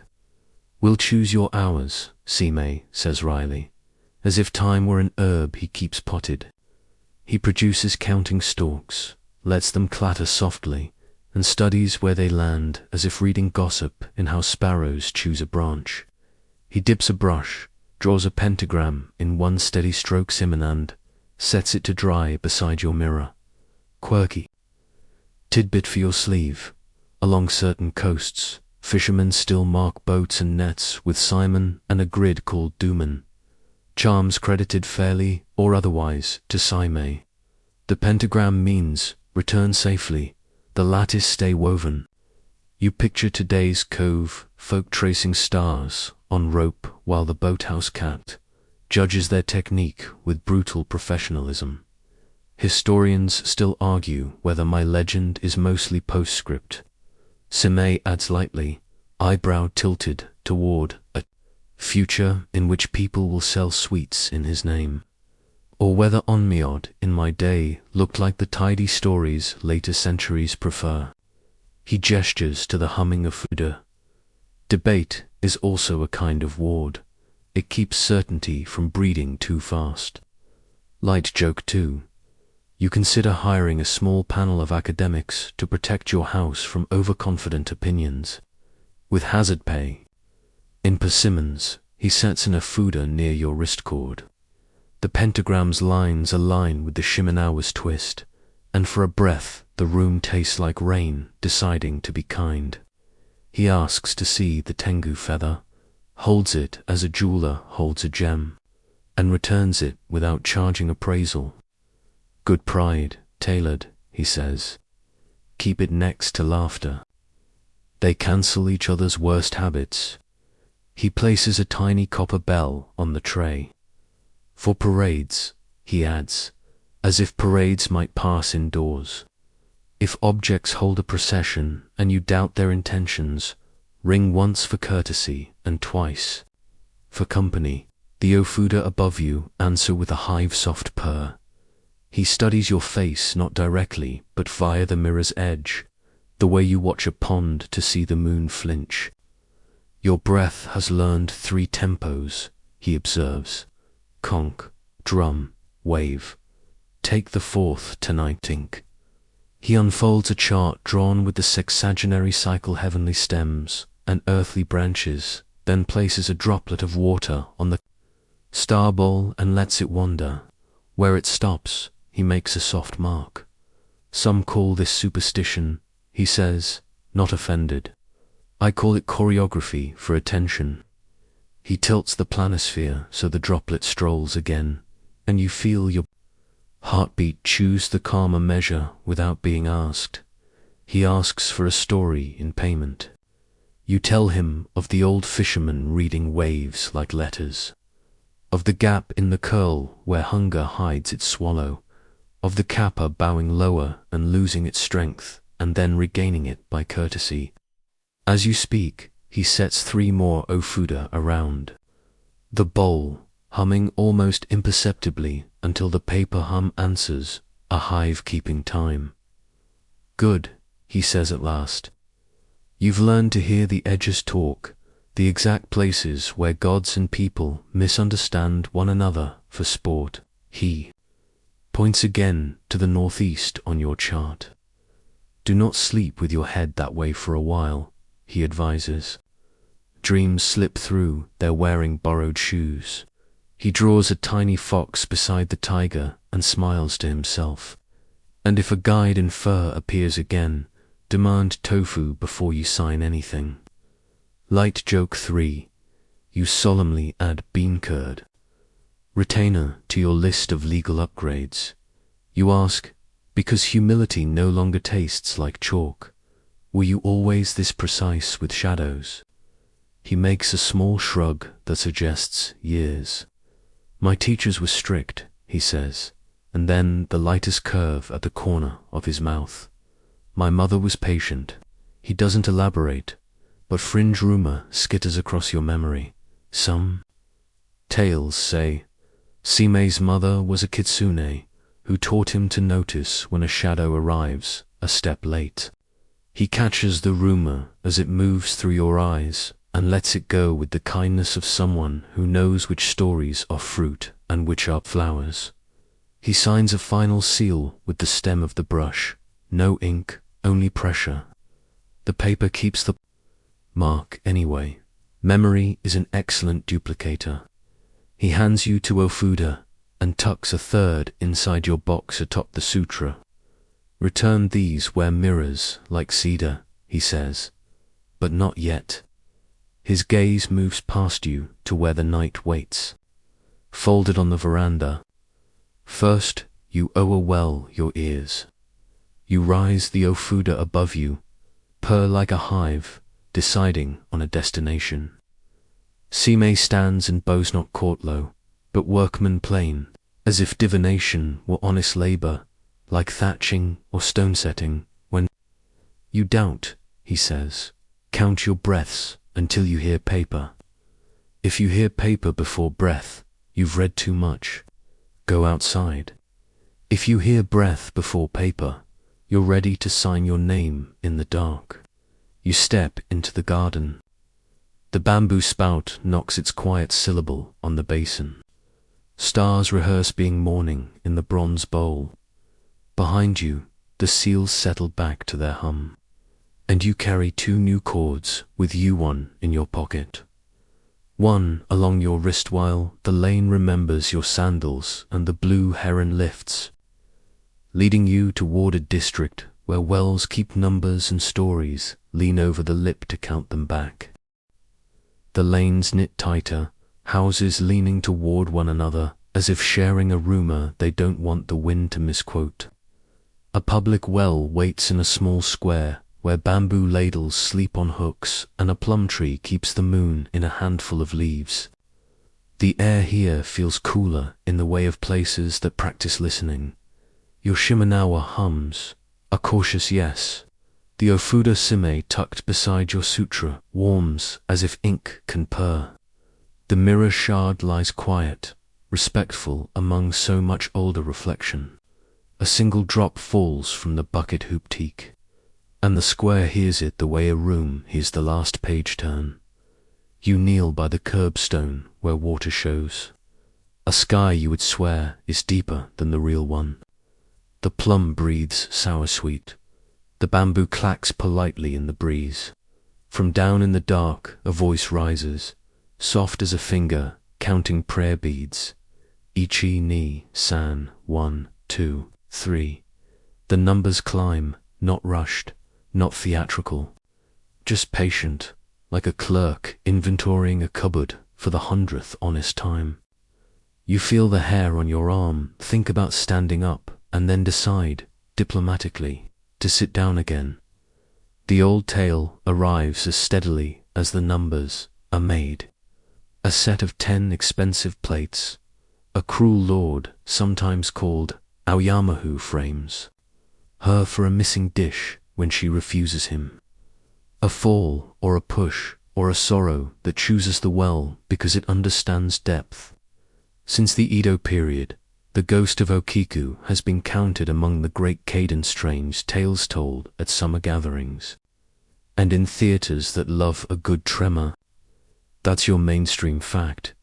The story flourished in bunraku and kabuki under titles like Bancho Sarayashiki, and a well at Himeji Castle still bears her name, though the city is far from these streets. Historians still argue whether the legend began in Edo's Bancho neighborhood or in Herima's Himeji domain, and whether there was ever a particular maid behind the myth, or only a moral parable tuned for stage and lantern. Shigo, Roku, 4, 5, 6. The syllables lift like bubbles, each popping into silence that feels oddly comforted by having been counted. Light, joke 1. You consider announcing you're terrible at math, and therefore emotionally unqualified to assist. But the well seems to prefer witnesses over tutors. You lean closer, and the water shows your face. Then another shape drifting under it, hair like drifting ink, sleeves like drowned moonlight, a calm that is not the same thing as peace. The lace of ripples edges the vision with tremor.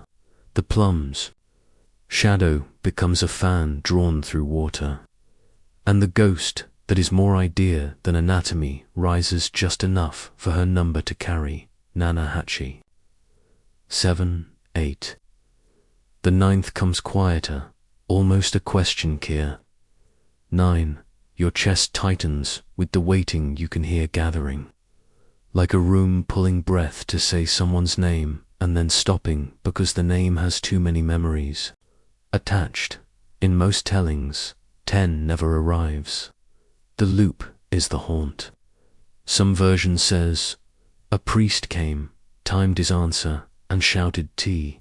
10 at the exact moment to break the sorrow's wheel. Others claim neighbors lean over wells on windier nights and call the last number in friendly defiance. The way you hand a ladder to a friend who is tired of climbing in place. Fringe tidbit for your sleeve. In summertime story games Hyakumonogatari Kaidenkai, people would tell 100 ghost tales, snuffing a candle each time until the room gathered a darkness with opinions. Okiku's counting often took one. Of those candles, you sit back on your heels and let the square keep its breath. The Ofuda in your box thrums like a hive, deciding something.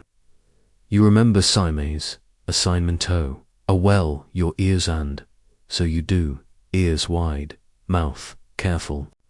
Kier comes again, soft, as if stroking a bruise. The Shimenawa tightens around your wrist. The mirror warms a little, but you keep it covered. The water is already doing the work of remembering.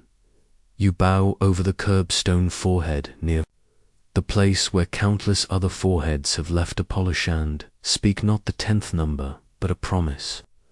I will remember you, you say, voice small because small is honest. I will remember the missing things and the people blamed. For them, the water takes this without commentary. The way a ledger accepts an entry it recognizes as correct. Your palm finds a bean in your sleeve habit. Now and you set it on the stone. The smallest treaty. As at the fox shrine and the cove and the levee, something shifts below. Not hair, not sleeve, attention.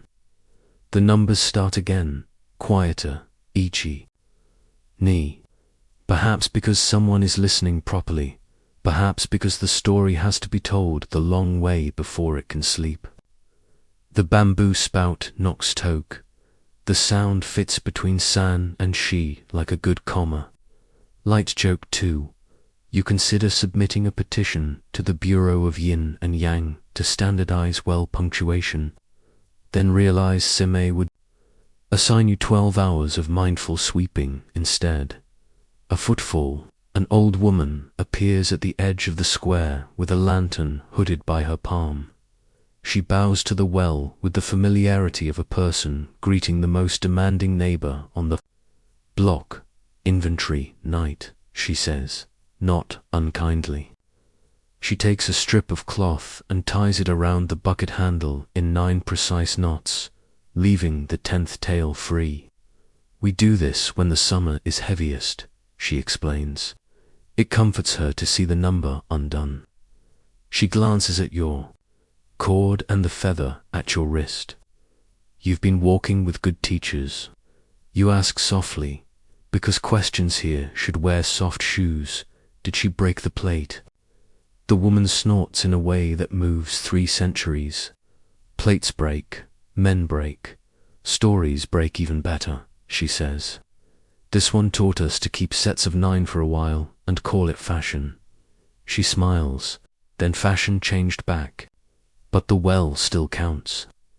You file the 9-plate fashion under community coping strategies and decide you like it, even if commerce didn't. Go, Roku 5-6. The woman lifts a ladle and pours once to the right, once to the left. For those who looked away, she murmurs, and for those who didn't, the water smooths. Historians still argue whether the Himeji well is original or adopted, she adds, practical even in her aside. I argue that people need a place to point when they say a name. Pointing helps. You think of other pointings, the rivers, circles, the fox's bead, the tengu's feather fan, the Kagura mirror, the sea's curl gap, the Kappa's cucumber skiff, Siamese star, Bolivari, edge, that taught you to listen. You ask the well, not expecting an answer, what number am I to you? The water keeps its union job description, reflect, cool, carry. Still, you feel a sensation like being sorted onto the correct shelf. Nana Hachikia 7, 8, 9. The pause widens to the size of one breath, and all the stories that use breath for currency, you could call tea. And perhaps that would be mercy, or perhaps interruption. Instead, you take the Ofuda Sima gave you for parades and intentions, the little copper bell, and ring it once courtesy. The sound lands on the surface exactly the way a promise lands in the ear of someone who has heard too many. We hear. You say, plural on purpose. You, the old woman, the plum, the bamboo spout that keeps time for people frightened of losing it. The bell's ring shivers the water into coins. The ghost rises just enough for hair to billow like ink drawn with a wide brush, for sleeves to shape the dark. No face, only a shape that reminds you of the Kogura dancer's moment of laughter before light. You see where the story travels between women who scrub and count and remember, where fear has less to do with horror than with the fatigue of being miscounted. You bow as low as your bones will allow. The ghost bows back barely, but unmistakably. Then these Late Street stars reassert their contract, and the water is only water again. The old woman exhales. Enough, she says, rearranging the ladles like reunited friends. Go home, dear. You accept your dismissal with gratitude. Light joke 3. You are deeply relieved that go home seems to apply to both ghosts and you, with no supplemental paperwork. As you stand, the mirror shard cools. The sutra settles like a quilt shaken once and smoothed. The Shimenawa hums a thin, contented note. On impulse, you tie a ribbon of grass to the bucket beside the 9 knots, leaving the 10th open, as the old woman did. For inventory, you say. She nods. And for mercy, she adds, when you step away. The square expands to its ordinary size, which is still larger on the inside than the outside, because listening stretches rooms, the numbers don't follow. Or perhaps they do, changed into the sort of counting a chest does in sleep. Your feet find the street that slopes toward, a district where umbrellas and kettles rehearse their opinions for a nightly parade. You carry forward one more promise, remembering as payment and the feeling that some loops loosen when witnesses show up. Say a name and leave a space where 10 might be. Someday, if the story wants it. Lanterns narrow to a thread of light as you turn into an alley where shutters seem to nap with one eye open and rain barrels keep their own deeply private horoscopes. You feel the square of the well fall away behind you like a page you've finished, and the city resumes its whispering homework. Your Shimenawa hums the key of mind, your manners. The copper bell in your sleeve kisses your wrist, and the Ofuda lie warm as bread against the sutra. A draught blows from the north, the demon gate Sime Maptand, with it a rustle not quite wind, not quite mice, more like a closet remembering it once had opinions. The first to break ranks is an umbrella. One paper eye blinks open in its oiled canopy, a pink tongue, long as a ribbon no one could be bothered to trim, lolls out and tastes the air like a summer leye, judging fog. Its bamboo ribs bow with fussy elegance. It hops once on a wooden handle, now pretending to be a leg. Karaka, Sahobake. The old jokes call this kind, and it does look mortally offended by the concept of dryness. Like joke one, you resist the impulse to offer it whether insurance. Behind it rolls a squat lantern, the paper of its barrel patched with decades of tape and stories. A slit widens into a cheerful mouth. A sooty smirk lifts where a face should not be. A sake bottle toddles past, cork like a hat at a jaunty angle, humming the bleary anthem of long banquets. From a doorway glides a biwaloot with eyes painted near its pegs. It plucks itself with a plectrum that is suddenly an elbow, notes falling like coins into an open palm. The alley is now a hallway in a particularly social toolbox. You step aside to let the procession claim the cobbles. Sime's bell advice taps your ribs. You ring one skirty sea and all the objects pause with the scandalized silence of dignitaries surprised by competent bureaucracy. The umbrella bows. Honored person who still oils hinges. It says, voice papery and precise. Walk with us if your soul's no restraint. Your souls, flattered, behave. They form a line. Chests on little legs. Straw sandals scuffling like gossip. A brazier whose coal writes tiny comets.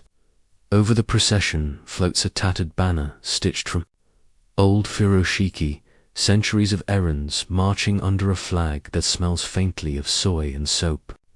Mainstream fact to hold while you match their tempo. Medieval picture scrolls known as Hayaki Yago. Night parade of 100 demons, and later Tsukumogami Imaki from the Muramaki era painted just such processions. Tools reaching their 100th year and waking to agency, often to scold waste and praise repair. The moral wears a robe of comedy, but it is a moral all the same. A broom bumps your ankle, then briskly sweeps the apology into a tidy pile. We tidy, we are tidy, it mutters, a little defensive. A tea kettle with a fox grin spouts steam in the shape of a question mark. Old friend, you say to Steen, and it answers by fogging your mirror pocket, which feels, frankly, like gossip. You fall in beside the biwa. It plucks a scale like a ladder, then descends with the melodramatic sigh of a singer who just realized. The audience is only mostly mortal. Performing, you ask. Always, the lute says. We rehearse being remembered. Its strings buzz with a nostalgia that smells like cedar shelves and the quiet at the back of a shop, while the rain counts coins outside at a corner. A 2-drawer chest waddles into a puddle and splashes a formally dressed straw raincoat, who reacts as if water were a breach of contract. Please, the raincoat hisses. We are not fish. A writing desk with legs like very polite crabs produces a brush from nowhere and signs peace on the air. The letters smell faintly of lamp. Oil. Fringe tidbit to tuck where you keep favorite oddities. In some households, seamstresses and priests still hold harikayo, a memorial for broken needles, laying them to rest in soft tofu at temples each winter. A tiny funeral that thanks tools for service so they do not return prickly. You imagine this parade halting reverently at that altar the way pedestrians hush for weddings. A boy, the same barley-eyed imp from Kagura, peers from a doorway, clutching a cracked fan. The umbrella swivels its eye at him. Treat your fan, it admonishes. He has aspirations. The boy bows, and even the sake bottle nods, which seems both risky and virtuous. Why tonight? You ask the kettle as it clicks its lid in. Rhythm. Because you noticed, it says. We assemble when a human with decent wrists and a worse sleep schedule signs the guest book with breath. It looks meaningfully at your Shimenawa. Also, because our 100th year is a flexible number when affection is involved. Historians still argue whether Tsukumogami stories began as Buddhist sermons against attachment motenai, don't waste, or as playful Edo tastes projected backward onto medieval scrolls that were more about carnival than catechism. The kettle shrugs steam. We like both readings. Either makes you oil hinges. The parade rounds a corner where a shop's eaves weep in neat drips, each one arriving like a metronome that insists on manners. A mask on style. Lacquer flaked at the edge rides atop a storage box and holds its smile the way a bridge holds a river. Quietly, with practice, it tips toward you. Borrow me, it suggests. I remember faces you might need. You decline with gratitude. You've learned recently that faces are contracts, and you have enough of those tonight. At a choke point in the alley, the lantern stutters. The procession bunches like an argument in a narrow hallway. You ring the bell twice companion. A wind like a silk sleeve slides through, smoothing tempers, lifting the banner just enough that the brazier can bob under. Useful, the umbrella remarks, eye slitting with professional respect. Borrowed from a friend, you say. It nods, tongue tasting the word friend like a spice it might cook with later. A cat appears on a windowsill, the boathouse species of militant resignation, and watches the bottle. The bottle pretends not to be deliciously spittable, light joke. 2. You assure the cat that all attendees are housebroken. The cat assures you that it will be the judge of that. It blinks once, a verdict of provisionally acceptable, and resumes its moon-herding dot. At a crossroads, the biwa stops and plucks a little fanfare. The parade halts before a heap of trash-broken ladles, a split bucket, a chipped bowl set, out for morning carts. The umbrella's eye goes narrow with disapproval. The broom shivers. The kettle's lid rattles a scold. You kneel and touch the cracked bowl. Thank you, you say, ridiculous and right. You bind a strip of paper around its middle, a tiny bandage, then set it aside from the heap. The broom sweeps the others into a neater pile. The lantern glows warmer. A straw sandal scuffs a delighted jig. The parade moves on, a shade prouder. You hear the word motenai breathe through the procession like a second. Drumbeat. The alley opens to a little plaza where a scroll painter's shop keeps late candle hours.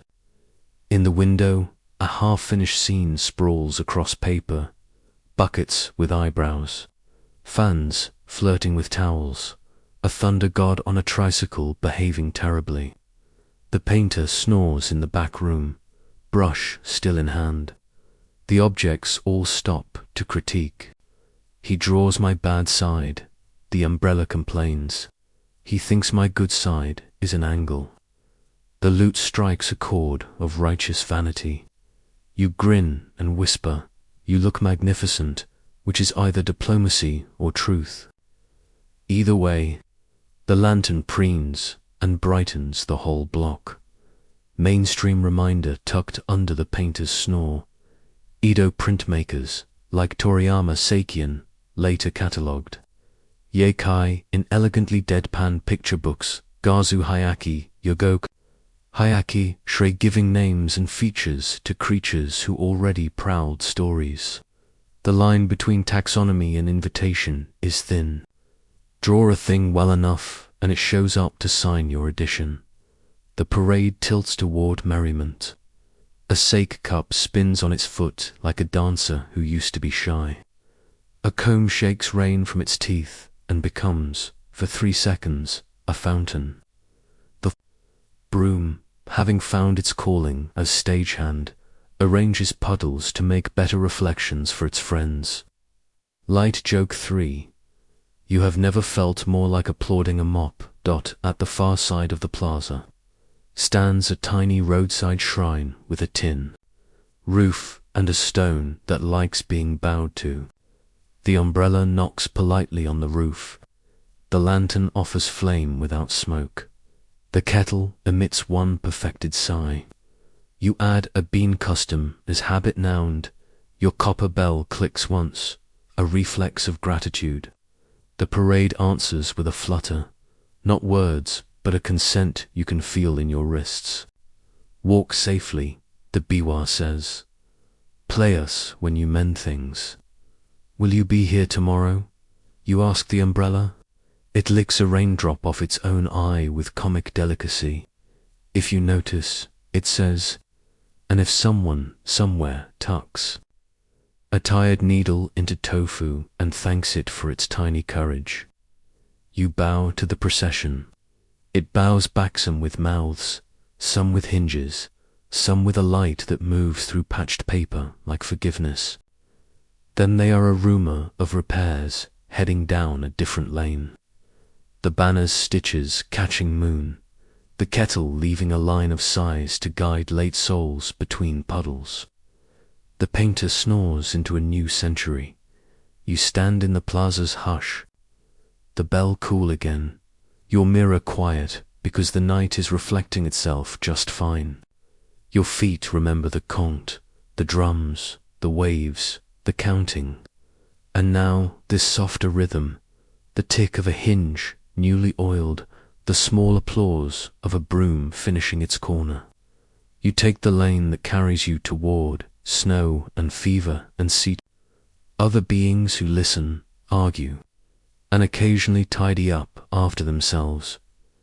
Your souls keep restraint, honored to have been enlisted in the patient, nightly work of respect.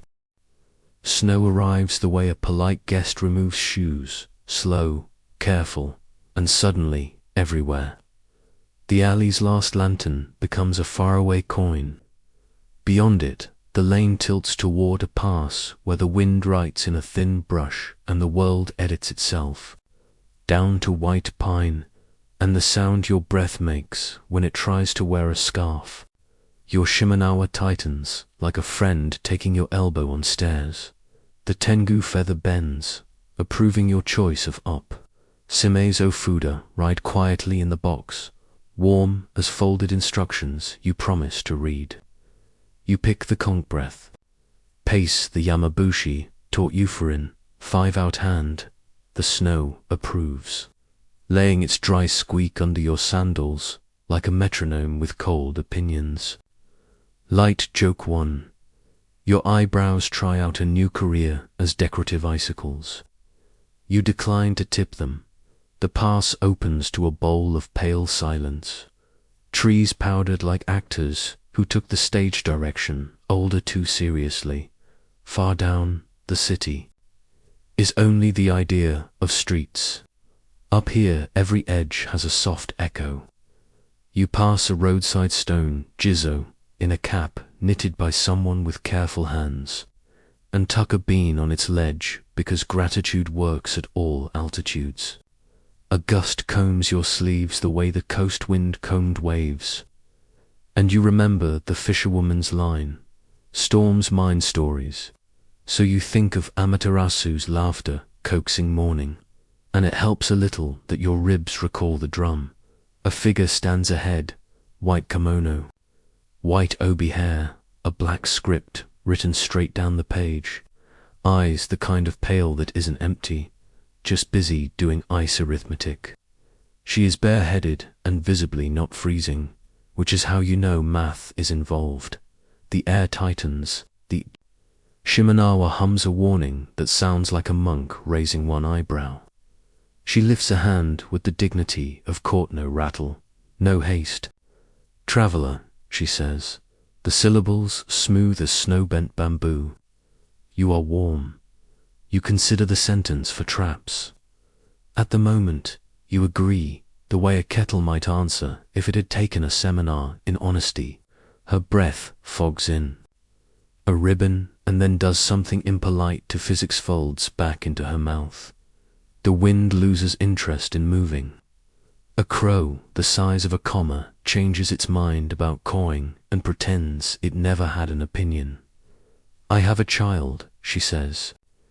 And from the fold of her sleeve she produces a bundle the exact weight of responsibility. A pale face peers from the cloth. No, not pale. All color has gone to ground, waiting for a better season.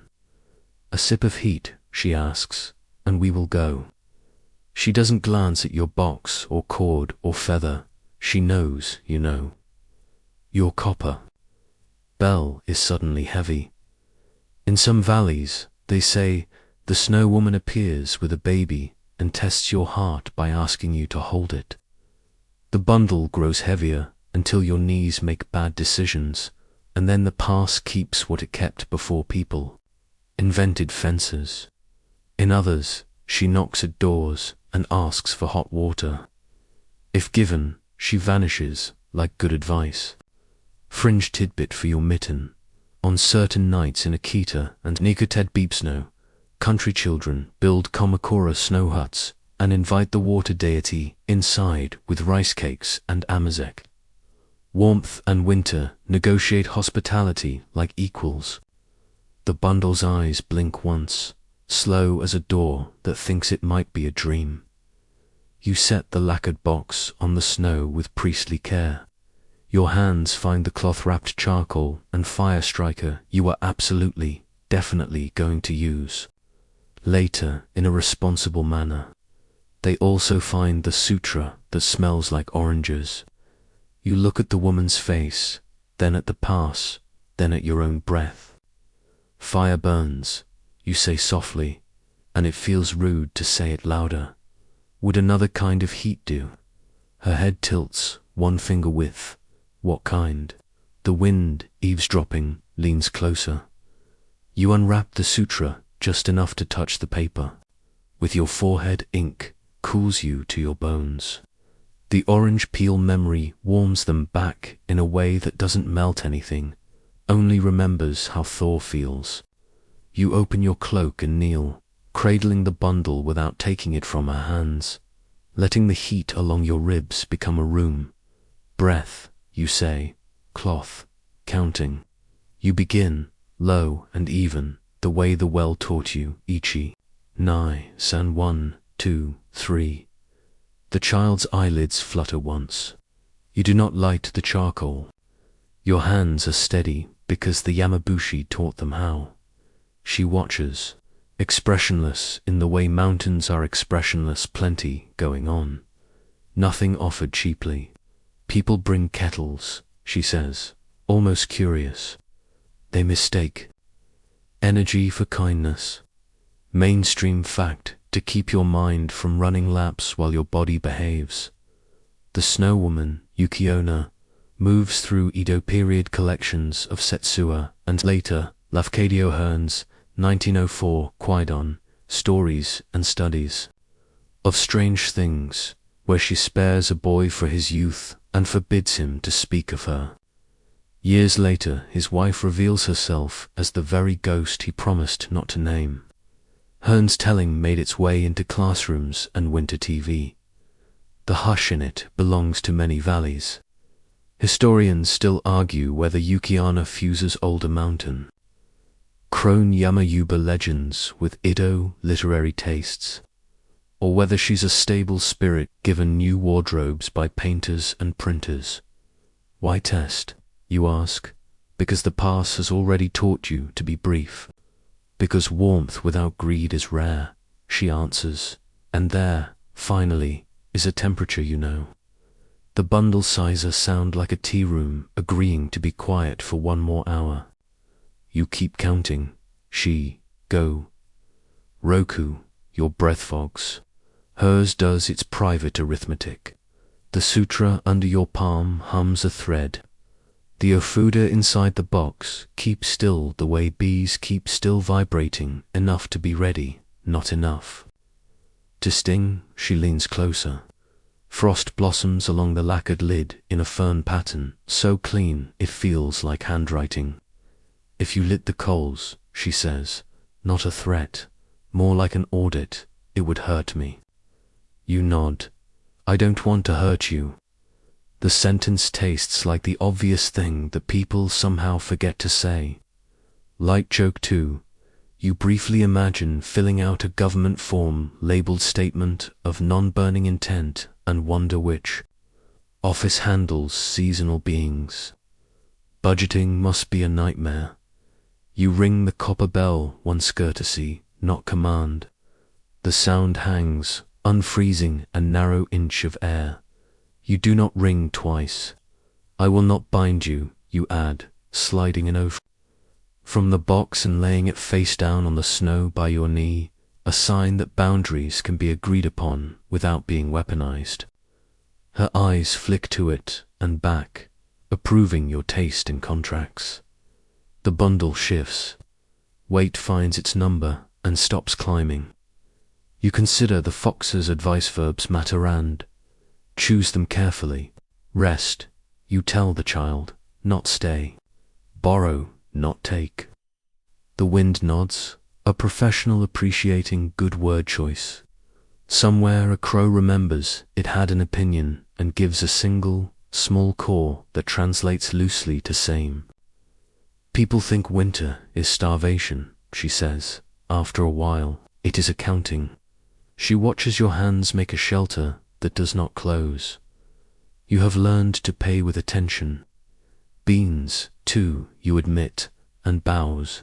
A corner of her mouth almost moves. The river taught you well. You ask, quietly, will you always be hungry? She glances at the far slope where snow has written its long conclusions. Sometimes, she says. Some years the ledger balances. Some years I take only breath. Some years I take names. Her eyes are not cruel. They are a weather report. I like children who cough less, she adds, unexpectedly soft, and there, ahead like a lantern half-hooded. You glimpse the village from your outline where fever turns sutras to wind chimes. You rearrange the cloak, so heat pulls without becoming a flame. The child's fingers loosen, then curl, then loosen again, the hand language of near sleep. You keep counting. Shichi, Hachi, Kia, 7, 8, 9. You do not say 10. Instead, you whisper the promise you made at the well. I will remember. The snow doesn't melt, but something about the shape of cold becomes less. Sharp, she straightens. Enough. Her voice is a winter branchlight, but it will hold. You withdraw, not leaving a sudden weather where the child is. Your knees complain like retirees. You forgive them in advance. Light joke 3. You tell your joints they are heroes and owe them a hot bath. They file this promise with all the other promissory baths. She takes the child back into her sleeve with the elegance of a dancer, returning a prop that is also a heart. The frost on your box relaxes, its ferns closing their books. She looks toward the city, then toward higher snow. You laugh well, she says, and somehow you know she means the tub lid, and the mirror on the branch, and the rooster that nailed. It's cue, carry that. Will you be all right? Slips out before you can finesse it. She considers the question like a piece on a go board. I will be what I am, she answers, which is either stoicism or good boundaries. Tonight, mercy warmed without burning. It tasted like oranges and breath. I will remember it. You bow, she bows. Lasano has its own algebrand, then the wind remembers its job, and the shape of her is suddenly only what snow does when it stands up to straight and thinks better of it. You place the Ofuda back in the box, cloth over paper, paper over ink. Your Shimenawa hums a happy chord. The Tengu feather approves the trade you just made, pride for attention. Again, as you rise, you catch a last oddity, footprints that begin. Clean as a brushstroke, then end at a blankness as tidy as a closed fan. The pass accepts the mystery the way a clerk accepts a coin, stamped, sufficient, not for debate. Lower on the slope, a fox's track scribbles an editorial. You silently thank him for verb lessons. You walk on. The world warms one whisper, not two. Far off, a bell you are not ringing answers your earlier courtesy. Closer, the bamboo windbreak creaks like a door with snow on its hinges. Ahead waits a village where fevers make thrones restless, and sutras must become wind. For now, the only fire you carry is the kind that doesn't burn breath. Counting Merciand it holds, steady as ink that refuses to run even when the page is being written by weather. You crest the ridge and the world loosens its grip on white, trading frost for wood smoke and the damp wool smell of a village bracing itself. Doors are half open, not for gossip, but for air. Rice straw mats lean like shields. At eaves little, bundles of salt, mugwort, and citrus peel hang like polite warnings. The lane tightens, then opens to a square where a shrine plank wears a notice brushed in a steady hand. Avoid crowds, boil water, don't let the wind feel unwatched. You adjust the lacquered box under your cloak. The sutra knows why you've come before you do. Your Shimenawa hums the key of Mind Your Breath. Light joke 1. You resist introducing yourself as Dr. Probly. Though your degree in counting and kindness is freshly minted by snow and tengu, a woman meets you with a bow that's careful not to waste muscles. She tells you fevers have jumped from house to house like clever fleas. Small coughs have turned rude. Old folks sleep too hard. We've hung prayers, she says, but the wind keeps forgetting its lines. She gestures toward doorways where bamboo frames hold strips of paper sutra written large, tied with thread and tiny shells. When the breeze slips through, the strips click together, soft as a patient's tongue of worry. Our priest calls them wind chimes for words, she adds, as if apologizing to language for being asked to work overtime. Inside one house, the heat has settled low and stubborn, like a cat that refuses to leave your lap even though your tea is on the other table. On each sickbed, a bowl of barley gruel waits, steam as thin as hope. Beside them, yumiboshi gleam like small suns if you squint kindly. You slide the copper bell from your sleeve one ring, courtesy and the room's edges, remember they are edges. You wipe a brow with cloth dipped in cool water, counting breath like the Yamabushi taught you. 4 in, 5 out. You don't promise, you practice. Goryu whispers the woman, not theatrical but tired, vengeful spirits. The word lands like a sparrow, small but heavier than it looks. In the capital, thrones twitch when thunder speaks in the wrong room. Here wheat twitches when the wind coughs from the northeast. She nods toward a corner where a tiny altar holds an ink portrait tight as a fist-sharp eyebrows, wronged mouth framed by strings of paper dolls. Someone insulted someone, she says softly, and the season keeps the receipt. Mainstream fact for a heat-prickled forehead, Kyoto's Great Gion Festival traces to 869, when the court, facing epidemic, ordered a Goryui appeasement. Right at the Gion shrine, setting up 66 halberds for the provinces and carrying sacred palanquins to ask the cities angry and hungry to stand down. The rite grew into centuries of parading floats and portable shrines. Under the drums, it still whispers, please, let us breathe. Historians still argue whether that first Gion ceremony was mostly pragmatic. Public health in ceremonial clothes, or primarily political theatre to reassure the empire that the court kept It's Lees on the Cosmos. You help the woman retie a bamboo frame that has slipped. The sutra strips short lines of Heart Sutra and a half-dozen familiar invocations click like a mild rain over the sick. You don't think they chase fever out. You think they remind lungs what rhythm feels like. You open the box, see Meizo Fuda, hum like bees with perfect grammar. You place one above the lintel pentagram side toward the street. Lattice side toward the room return safely. Stay woven and the fibers of the Shimenawa around your wrist answer with a pleased, almost domestic buzz. We'll let paper do the loud talking, you murmur, will do the quiet.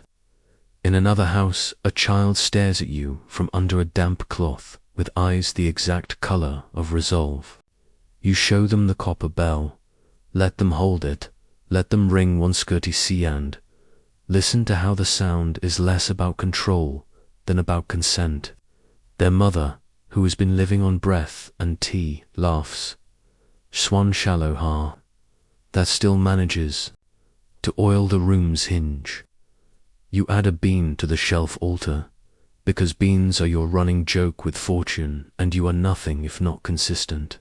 Out in the square, men lash a small palenkana, portable shrine over shoulders that know the weight of grain.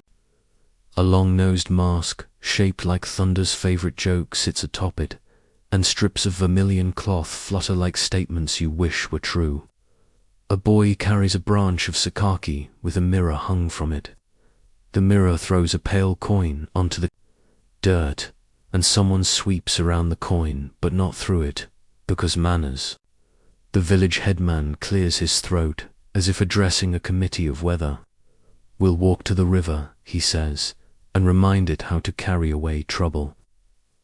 You recognize the pattern river crossings, paper dolls, the fox's advice, to feed small lies and see how long they pretend to be full.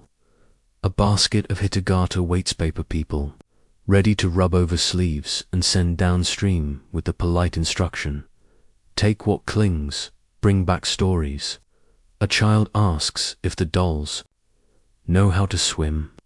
Only enough, you say. Light joke too.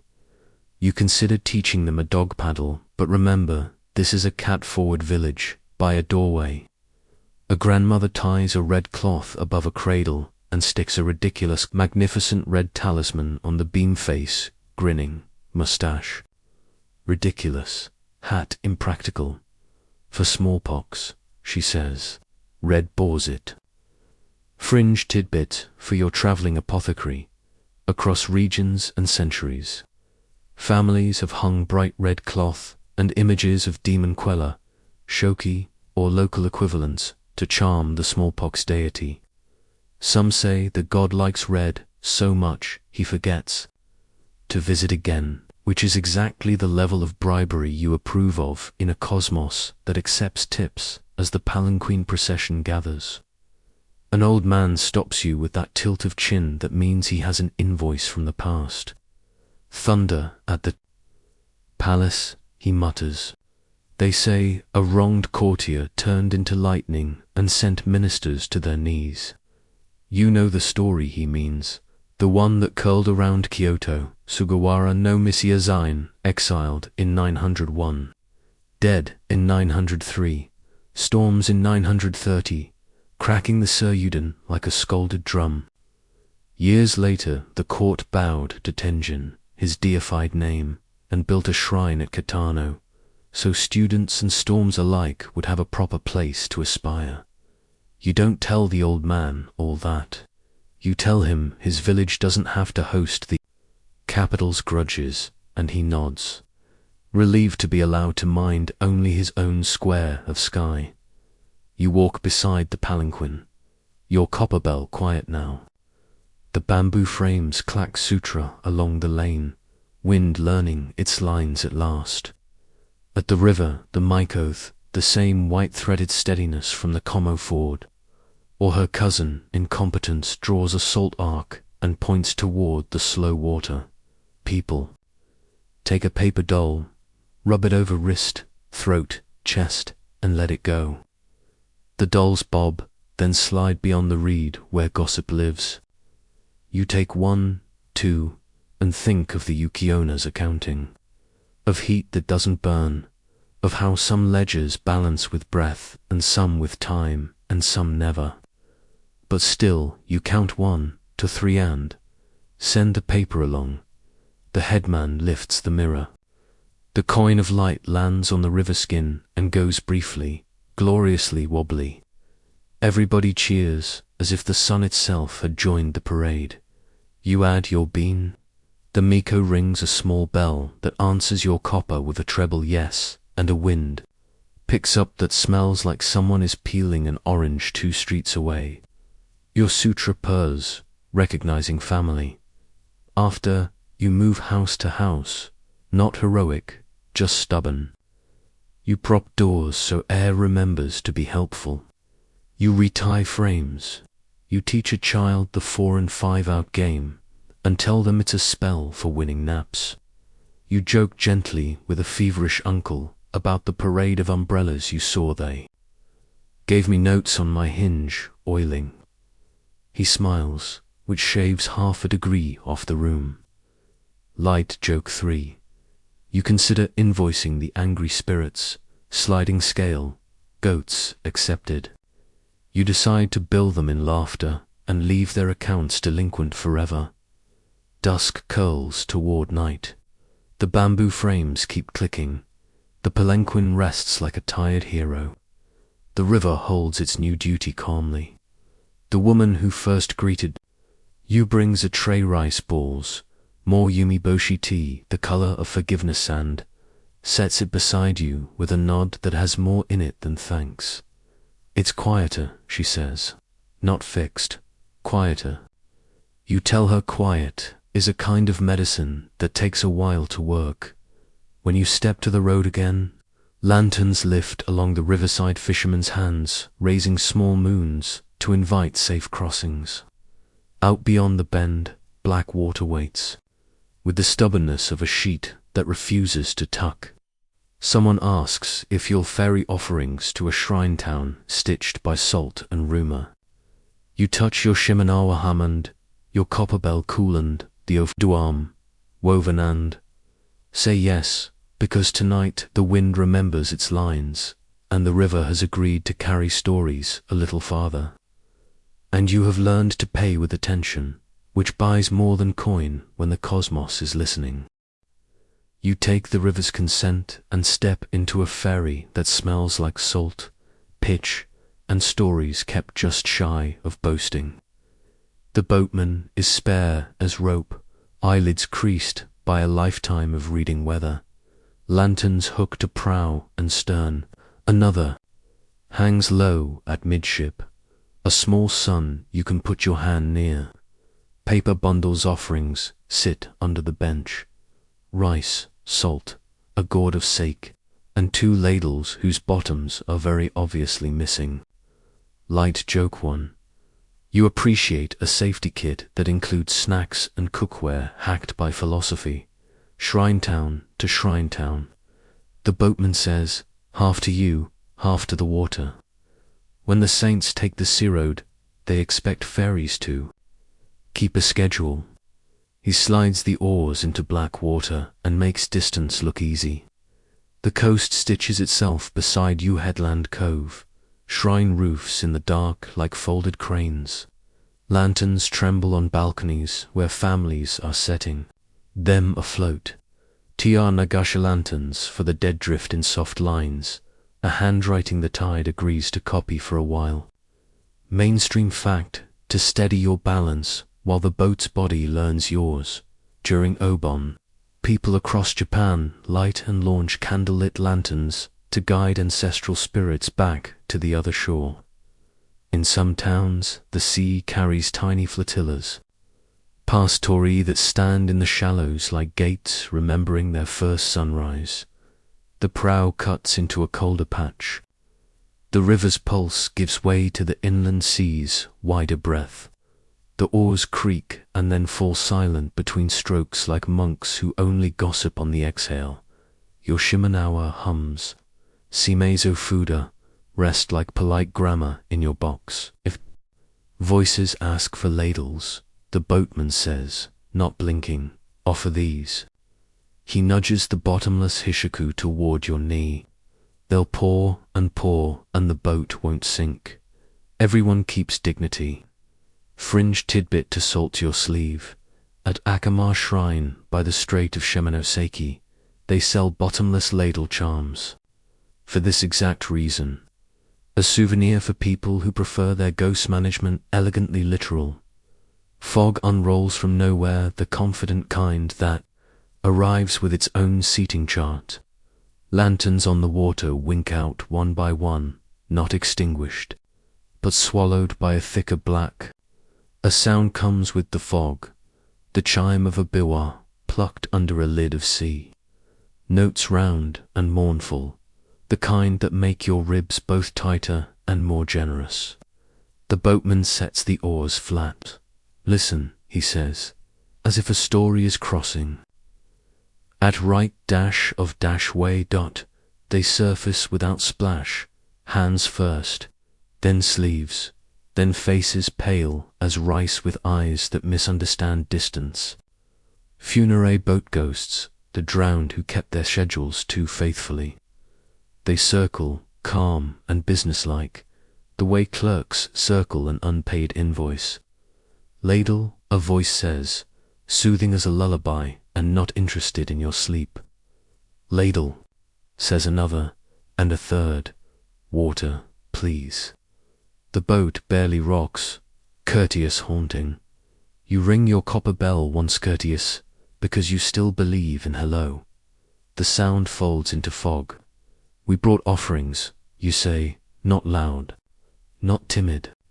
Salt, rice, sake. Hands, pause. Fingers webbed with kelp thread.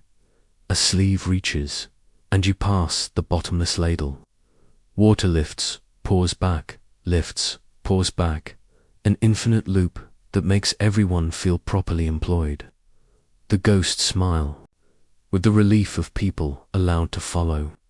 Their job description without ruining anyone's evening. The boatman tips a pinch of salt into the sea, then a thimble of sake. You add 3 grains of rice, because beans aren't on tonight's menu and gratitude changes shape with the tide. We remember, you tell the fog, leaning toward it as you did the well. We remember names and numbers and the weather that made a mistake. The biwa's note rounds and softens, as if a callus just agreed to be skin again. A hand rises with something pinched between 2 fingers. Your oar, or rather, the oar that joined the sea, a heartbeat before you admitted how fragile boats are. You hadn't noticed it slip. The boatman had, and he had not flinched. The hand sets the oar on the gunwale with a delicacy you reserve for sleeping children and fresh ink. Lost and found, says the fog, a tide of voices speaking as one. Clerk with excellent handwriting. You bow so your forehead nearly touches the wood. The Shimenawa hums a grateful chord. The Tengu feather tickles a check mark. The fog brightens a half shade. And for a breath you see them as more than pale faces, robes from another century, helmet laces cut by water, a child on a woman's hip laughing at a lantern the way children always laugh at lanterns. A wrinkle in memory finds you, the Hike-Tira. Clan who drowned at Dan Nuora in 1185 when tides and tactics turned, ending the Genpei War. In the strait by Shimonoseki, people still speak of Hike no Funerei and hold ceremonies at Akama Shrine. The shells of tiny crabs in those waters carry markings that look like scowling faces. Hikgani to folks who like their parables, pre-engraved. Historians still argue whether funerei belong mostly to the physics of squalls and rogue waves, to maritime grief acting itself out as curriculum, or to political memory keeping a battle emotionally in session until everyone has voted to rest. More hands, now, polite, well raised. You pass the second bottomless ladle. The sea obliges them, with a job that cannot be finished, which seems to soothe everyone involved. The boatman shows you an old trick. He lifts the ladle high, lets moonlight fall through the empty bowl, and says, "Already full." Some of the hands vanish, satisfied by the logic of light. The biwa plays a fragment that skirts familiarity, court melody rubbed by salt, until only refrain remains. The boatman whispers a prayer you do not recognize, and another you do. You add your copper bells once, and the fog answers with a glow the color of pearl remembered in the dark. Light joke 2. You consider composing a review titled Excellent. Crossing would be haunted again, but decide the spectral clientele prefer word of mouth. Off the port bow a gate stands in the shallows, legs rooted like cedar, a sea torii lifting black water into geometry. The ferry noses toward it. Lanterns from shore bob around the posts like tame stars taking a bath.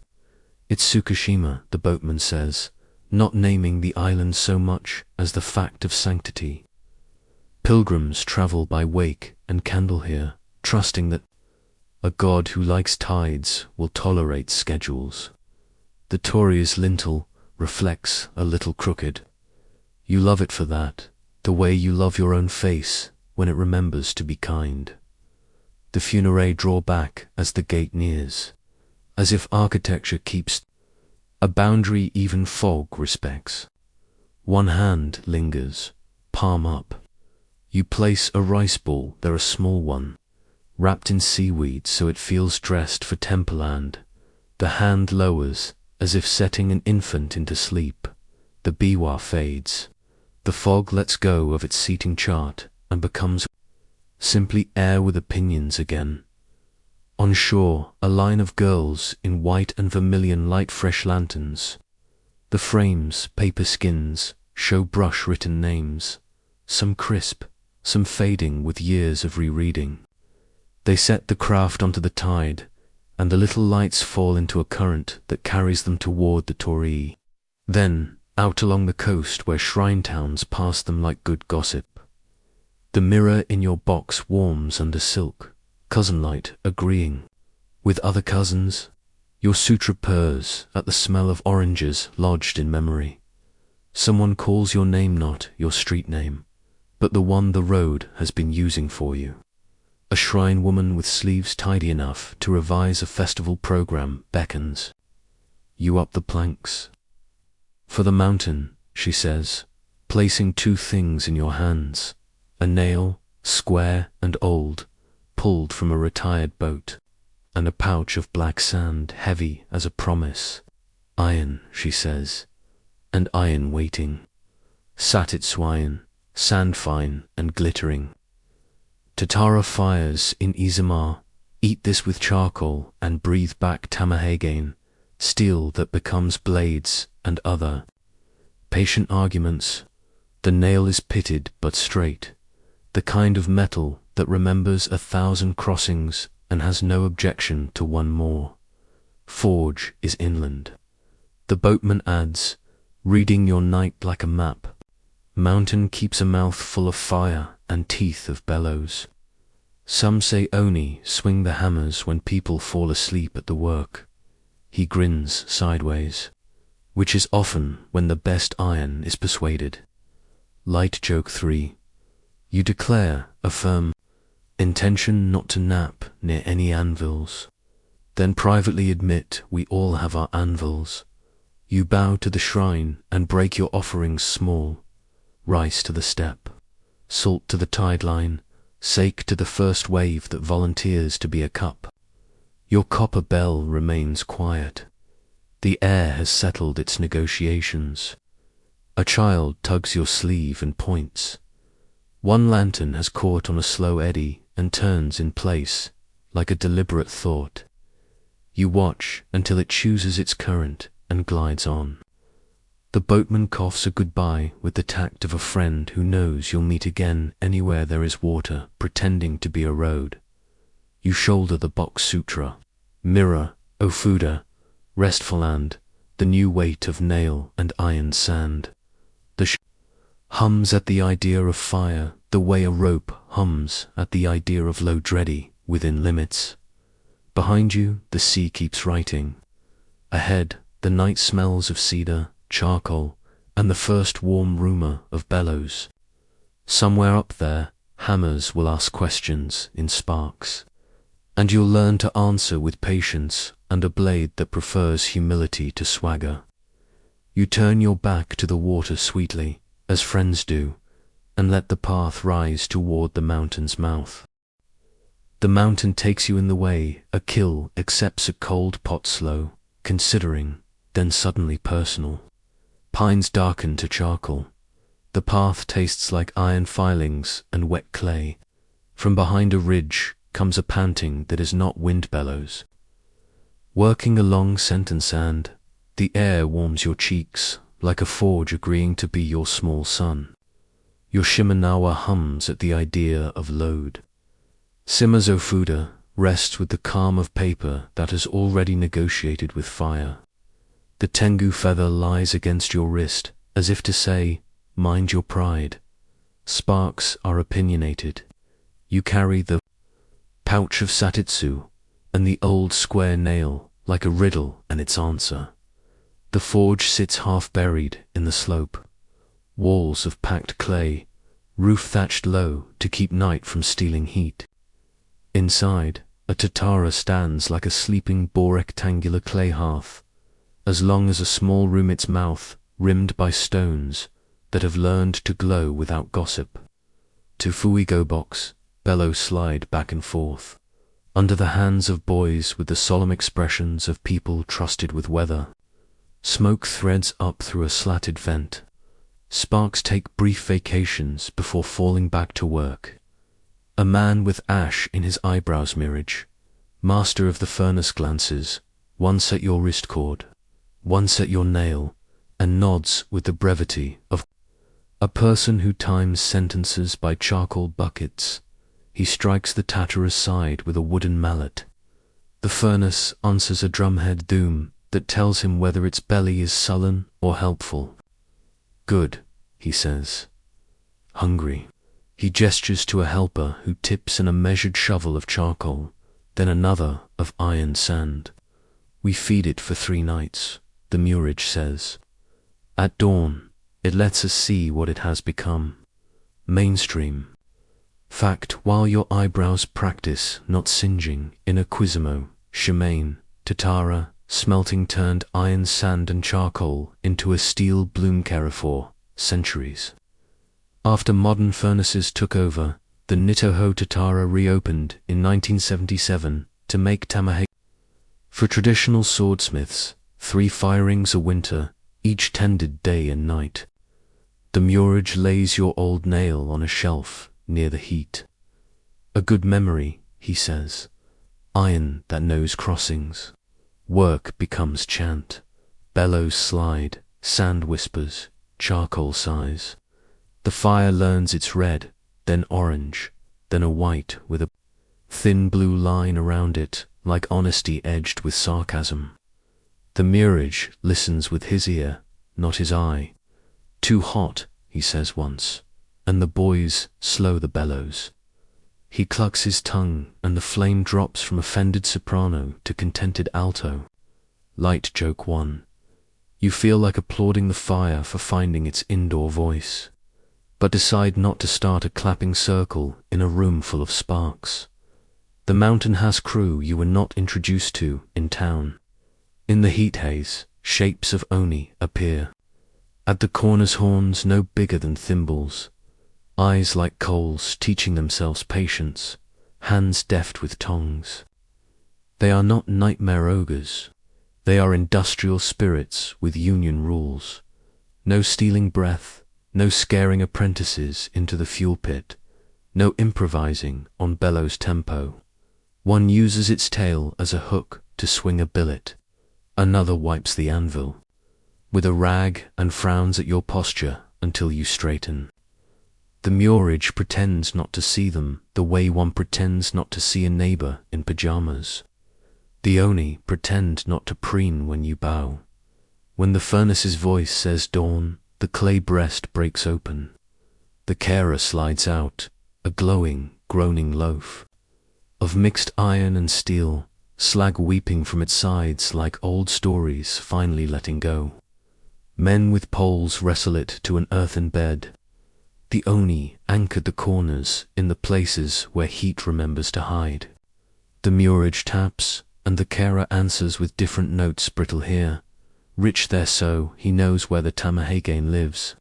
He breaks the bloom with a hammer that has outlived 3 apprentices. Bright fractures show the good parts, like a pomegranate persuading you it was worth the mess. He hands you a wafer of Tamahagane, the color of sunrise disguised as metal. For you, he says, we will not chase a long blade.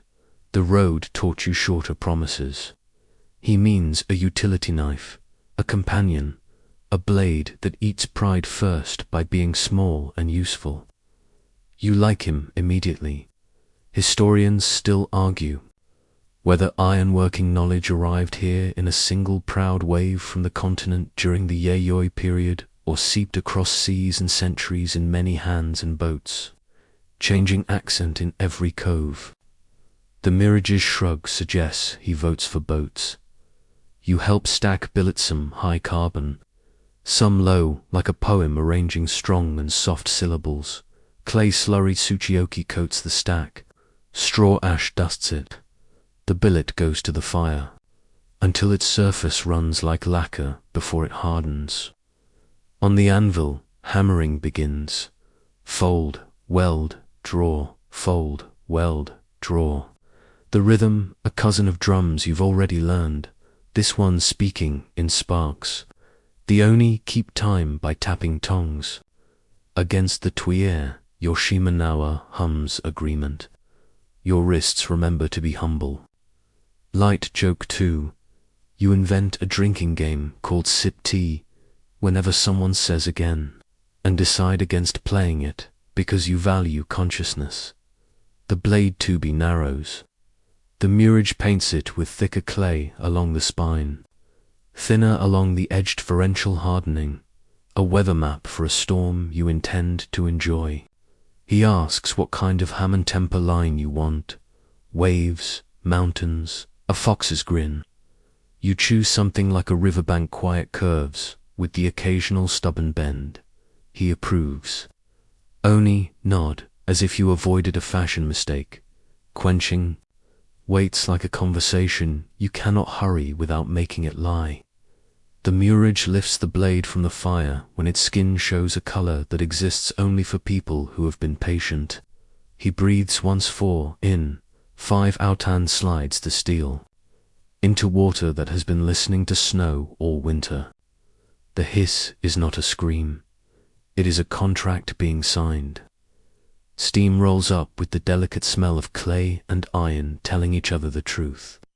Your mind offers the Yukionis lesson as a caption. Heat that doesn't harm, mercy that doesn't melt the shape. The blade sings its tiny song against the stone. The Murage holds it to the light. A Hammon appears faint river, quiet bends. He grunts, satisfied with the part of expression reserved for people who do good work on Wednesdays. He sets the knife aside to rest and turns to the handle magnolia core, rayskin wrap, cord that remembers rice stalks. He ties a knot you already know in your wrist, only smaller, a Shimanawa for a tool. He taps as Simon the 5-point star on the tang, not to brag, but to remember safe return. He asks your permission before slipping one of Saime's of between scabbard and wood, ink facing the earth, to keep the edge from growing arrogant. You nod, the Ofuda hums. Fringe tidbit for your pocket, some smiths. Avoided forging under the gaze of Konjin, the directional taboo, deity and, would rotate. The anvil or choose days by almanac, so metal would not inherit a grudge. Others slept with a hammer near the pillow to dream the next heat. Tonight the Murage wipes his hammer, bows to it, and tucks it into straw as if putting a child to bed. You bring out the old nail. Memory, you say. He heats it to red and forges it into a tiny Manuki handle, ornament-shaped like a bell, to remind you to ring once. He smiles, before you cut a rope that only needed listening. The Oni applaud by making absolutely no sound and looking, tremendously pleased with themselves. When you finally hold the finished knife, it is unremarkable in the way cedars are unremarkable until you need a house. The spine is soft enough to forgive. The edge is honest enough to refuse some work and do other work beautifully. The Harmon looks like a river scene from a road at dusk. You test it by slicing an orange you have been saving in your sleeve for a miracle. The peel parts with a sigh, and the room smells like Sime's charts and the Yukiana's ledger. Light joke 3. You contemplate becoming a citrus-only swordsman and decide the job market is unfortunately limited. The Murage wraps the little blade in oiled paper and hands it to you with both palms. No names, he says. Tools behave. Better without clans. He rubs ash across your knuckles like a blessing that doesn't worry about shirt sleeves. The Oni retreat to the corners, their union shift complete. One leaves a single scale of black scale, from hammering which you tuck beside your beans. Payment, you ask, because debts should be counted in daylight, as well as candle. He tilts his head toward the bellows. You take a turn. The long handles travel smooth under your hands, wood answering flesh with the stately satisfaction of work that wants doing. Bellows in, bellows out. 4 beats, 5 beats. You give the furnace your breath, and it gives back a heat that knows its job. A boy on the other handle grins with that rarest human expression, complicity in usefulness.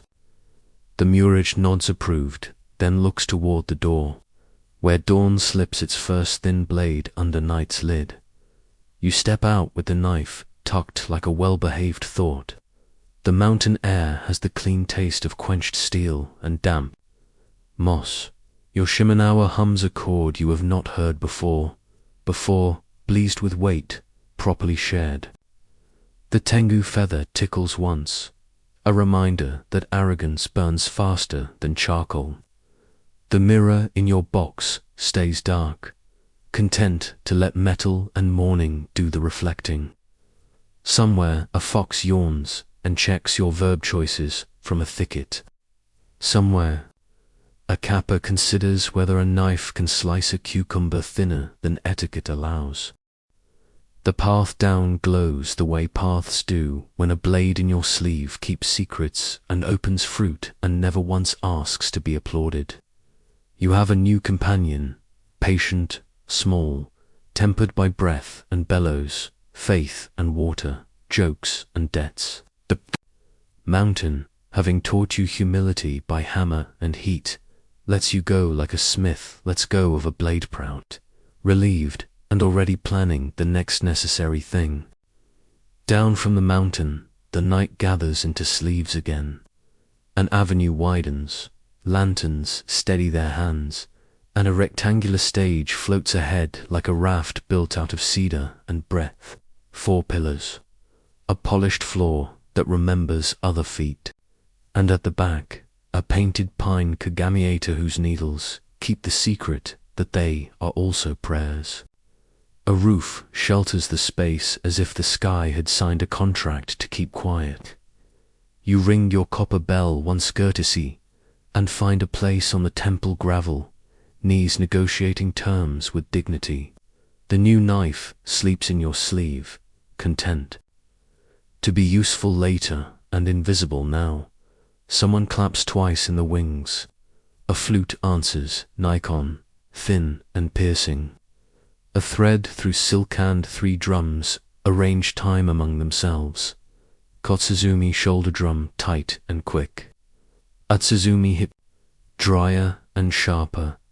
Teiko deep enough to persuade bones. The chorus juta kneels along one side, sleeves laid like calm oceans. Their voices will be your weather. The Hasigakari bridgeway opens into darkness, a hallway for the world to send its memories through.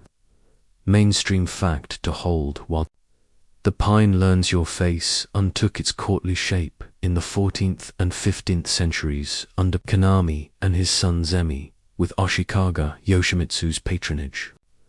Zemi wrote about Yejin, mysterious grace, and Johar Kier, beginning. Break. Rush the pacing that moves from seed to wind to fruit without breaking the plant.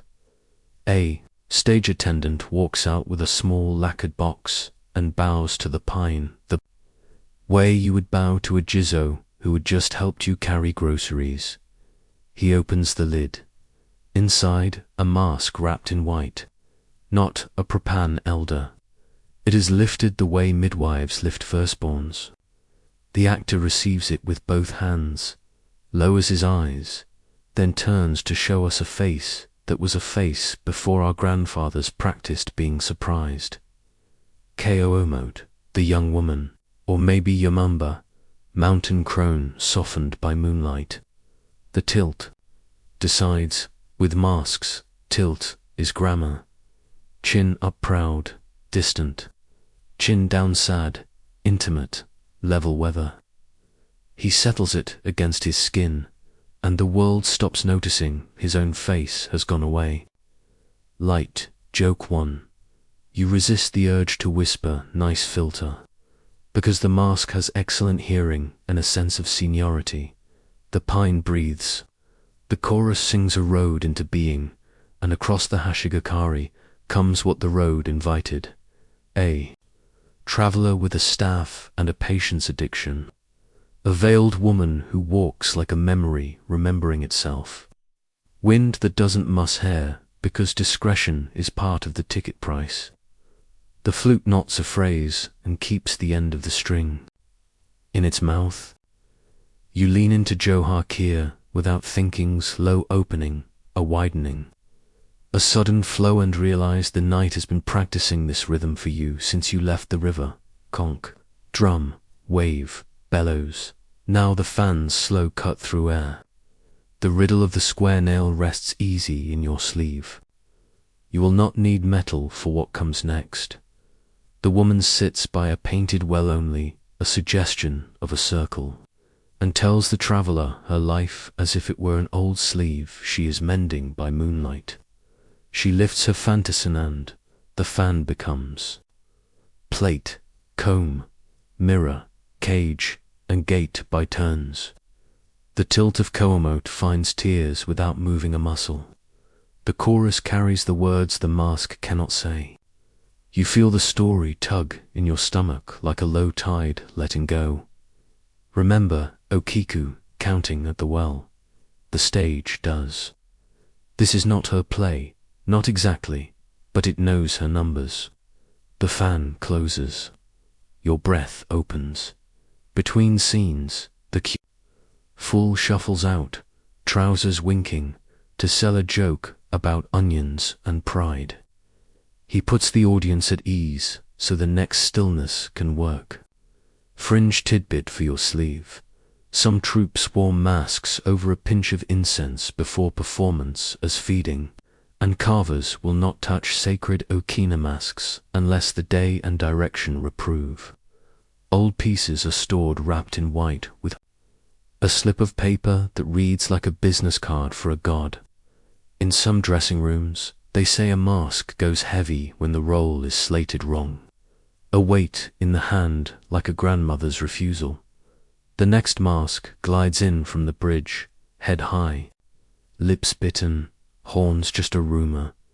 Hania, the jealous demoness, whose cheekbones know their own sharp history.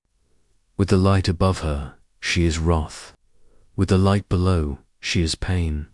With the light sideways, she is the line between the two. The drums tighten, your ribs follow suit. The knife shades, its hammer deeper against your pulse. The fan becomes a temple bell, the bell becomes a prison, and you feel the air learn to move silently around fear the way. You move around sleeping children and precarious farces. The chorus bends the path into a warrior's dream. He steps into the lantern glow wearing a half-moon crest, a memory of horse, a life that ended where water forgot which way to run. He is not one name, he is all of them. Victory and loss sift like ash in his sleeves. Atsumori, Kyotsune, it doesn't matter, you recognize the smell of tide from the fog that gave you back your oar. The chorus sings of grass that doesn't care who fought over it. Mainstream aside, some unplays are Mugen Dream pieces, where a monk meets a ghost, who asks to be remembered. Others are Gen Z present-day dramas where lessons, where few avails. Historians still argue whether ungrew, primarily from shamanic transkoguras, Kozanor from secular court entertainments like Sarugaku and Dengaku, civilized for samurai tastes. Perhaps both are true, and the mask's stillness is just. The meeting place. On the pillar by the Kagami-ita, a tiny arrow leans, fletching white as the snow woman's sleeve. It's only a prop, you tell your nerves. Then you remember your outlines next turn and admit that props sometimes schedule your life. The Waki the monk companion lifts it and traces a ward in the air with the shaft. Your wrist cord hums. Semeis Ofuda, in the box per paper, recognizing paper. And the pine at the back makes the quiet sound pines make when someone gets a reference. Zemi whispers through time. Do not show everything. Reveal the edge and let the heart do the rest. The Hanya mask tilts down a breath. Suddenly she is the girl before flames. The chorus opens a vowel big enough to walk through without bending your head. You step into it. You'll laugh from the tub. Lid, your cucumber treaty, your foxfire, your bellows breathal, those rhythms volunteer here to behave like compassion. Light joke too. You consider writing a program note titled, "You won't believe what this fan does next," and realize you have become the kind of person who leaves comments in very polite calligraphy. The piece turns ritual. Okinold Manin. Not as character, but as ceremony. The mask's jaw is hinged. The actor's steps are years stacked into grace. He blesses the four directions with stamps that make the stage boards test their own obedience. The chorus drops into a lower river. He smiles with the terrible sweetness of a grandfather who knows both the harvest plan and the storm's mood.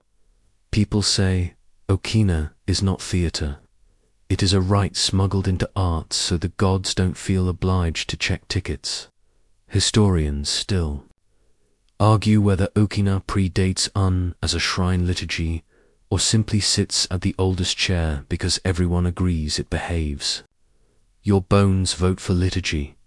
You watch the mask change expression with 3 millimeters of neck and 2 degrees of angle and decide this is why people come, to be reminded that faces are weather reports and storms end. The flute climbs, then refuses to stick its landing to avoid bragging. The drums slap light back into the audience's eyes. The chorus unfurls one last ribbon of breath. The pine keeps all of it.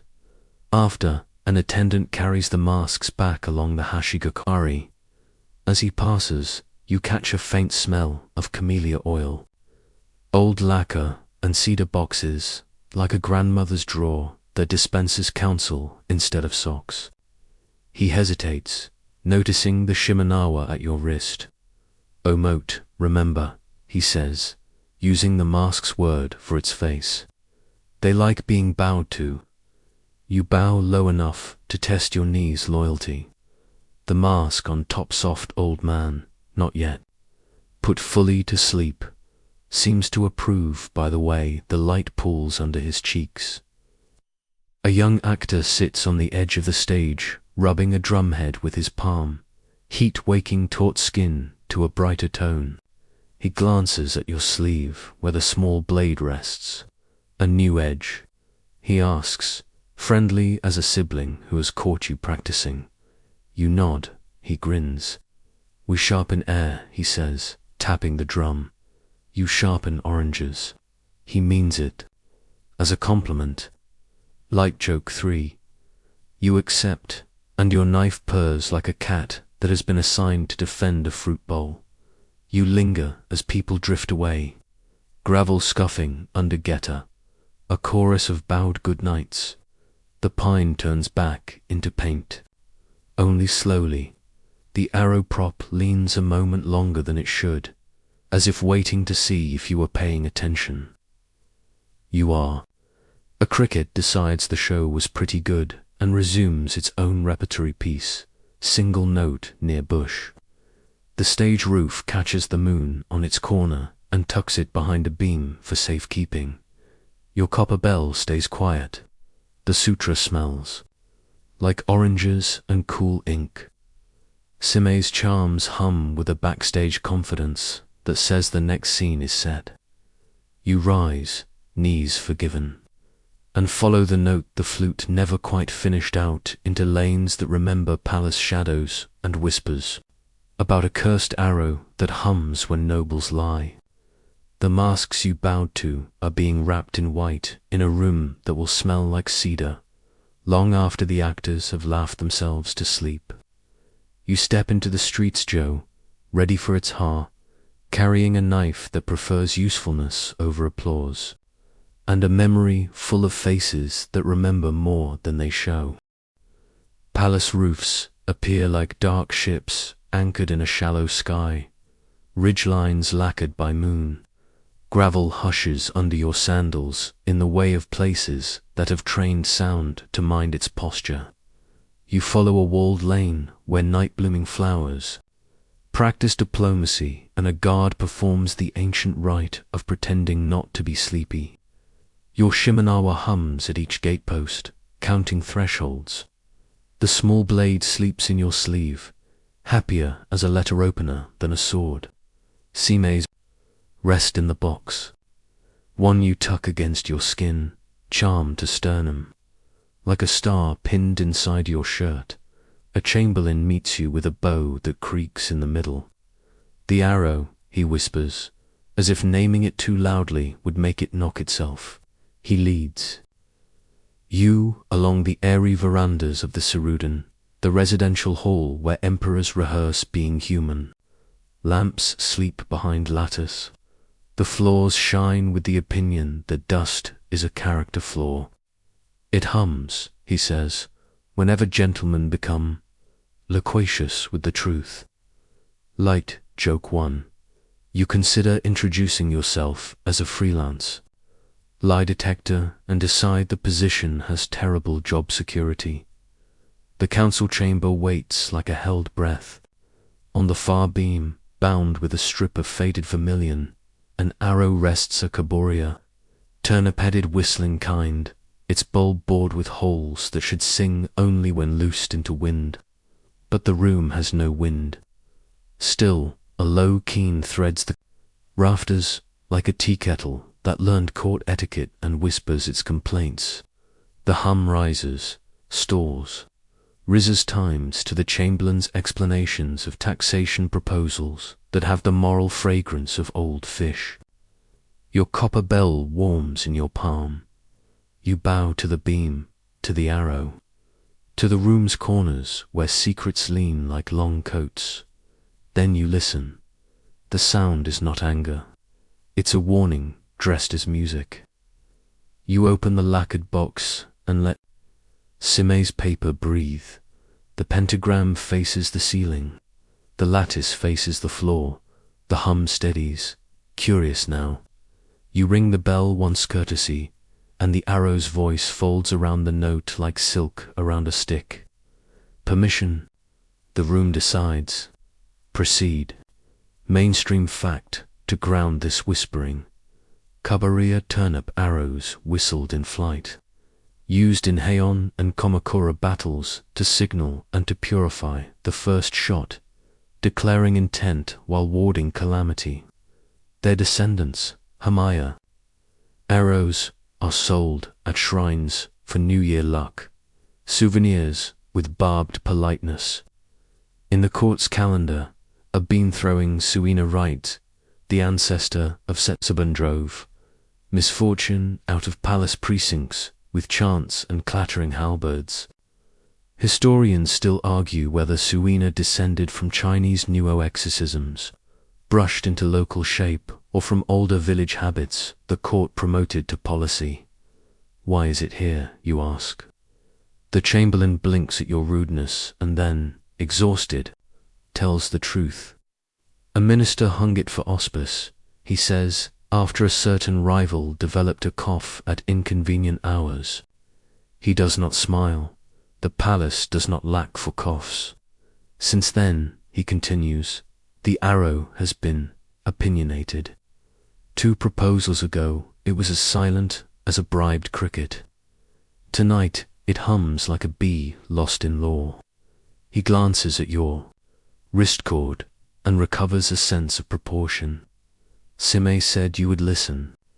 You stand under the beam and let your breath find the conch rhythm 4 in 5 out, then the kugura patter, then the bellows measured swing. The hum modulates. You lift your mirror shard to your shoulder and use it not to pry, only to greet. In the glass, the arrow is a black fish pinned to sky, but its fletching blurs once as if remembering a river. You lower the mirror. You're pointed wrong. You tell the chamberlain, and he has the tact to say yes, without demanding a diagram. You ask for 5 things: a bowl of salt, 2 handfuls of roasted beans, a basin of water, the councils, documents, and a candid minute with everyone's sleeves rolled to their least poetic length. He balks at the last. You raise one brow in the style of someone's grandmother. He bows and goes. While he fetches practicalities, you climb the beam ladder. Up close, the Kabaraya's holes whisper a thin chord you recognize from river fords. And foxfire, the pitch of thresholds. You ease the vermilion tie loose with your knife no slice, only tease. The blade sighs and the knot remembers how to be a line. Light joke too. Your knife applies for a desk job in the Ministry of Cutting Red Tape and is instantly overqualified. You face the arrow north news the demon gate, Sime mapped on. His wall then lay it across the beam rather than along it, so it watches a direction, not a person. The hum drops a tone, relief passing through wood. Below, the chamberlain returns with beans, salt, basin, paper. Courtiers trickle in, each trailing a line of perfume and calculation. You bow, they bow. Everyone politely chooses weapons. You pour a circle of water under the beam, sprinkle salt clockwise, and set the beans in a shallow dish. We do not throw at heads, you say. We feed thresholds. The chamberlain glances at the ministers, who have expressions like closed fans, then nods. You ask for the documents and lay them in the circle, edges just touching water. The copper bell rests on top like a light hand on a panicked shoulder. Read, you invite. A scribe begins. When the words bend too prettily, the arrow tests. A note. When they straighten, the beam stays quiet. You do not accuse, you keep time. When a particular clause about rice quotas slides past with excessive grease, the hum grows tooth. You lift a bean and place it on the offending paragraph. The sound gentles. Rice has weather, you say. Law should allow room for rain. No one argues with meteorology.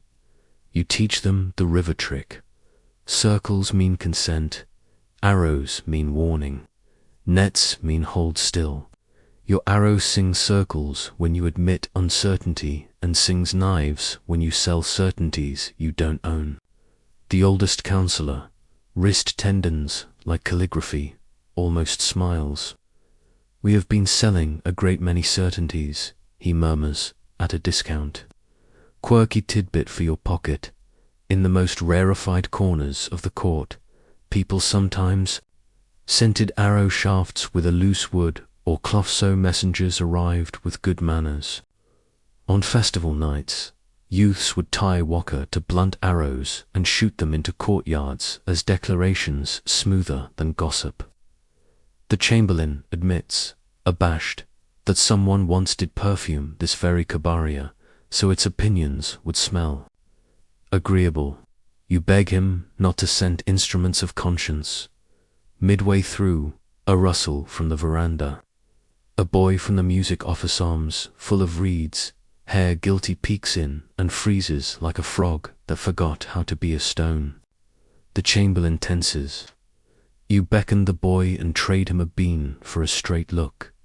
You rehearse bugaku at night. You ask. His eyes widen. He nods. The arrow hums with your pitch.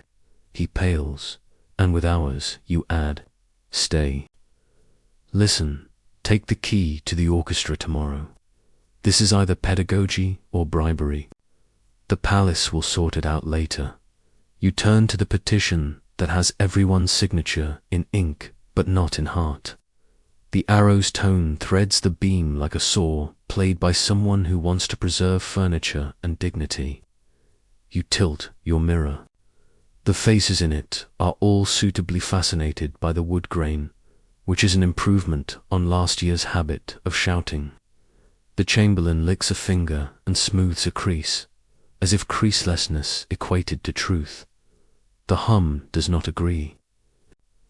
Ring the bell once. Begin again, you say. Tell the part you would not say if the emperor were awake. They do, not fully, but more.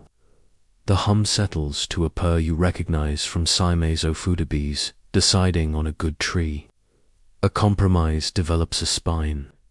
An exception grows a clause. The sentence that smelled of fish goes to wash its hands. Your beans dwindle. Light joke 3. You regret not bringing a wholesale sack and consider founding a new office bean-based integrity. Hours irregular. You finish with a small rite the palace will pretend is policy. You place 3 beans on the windowsill facing northeast, 3 on the south threshold, and 3 in your palm. For out, you say to the northeast, for in, to the south, for between, to your hand. The arrow's hum slips into silence like a river under ice that has decided to be beautiful rather than loud. The chamberlain exhales a year's worth of held breath. Mainstream aside, the room can overhear without losing face. The emperor's official audience hall, the Shishinden, handles sunlight and spectacle. This quieter Cerudin has been, since early Heian, where he rests, reads, survives summer with fans, and winter with brazier humility. Somewhere in this labyrinth, ministers once heard the thunder that sent them to Tenjin's shrine.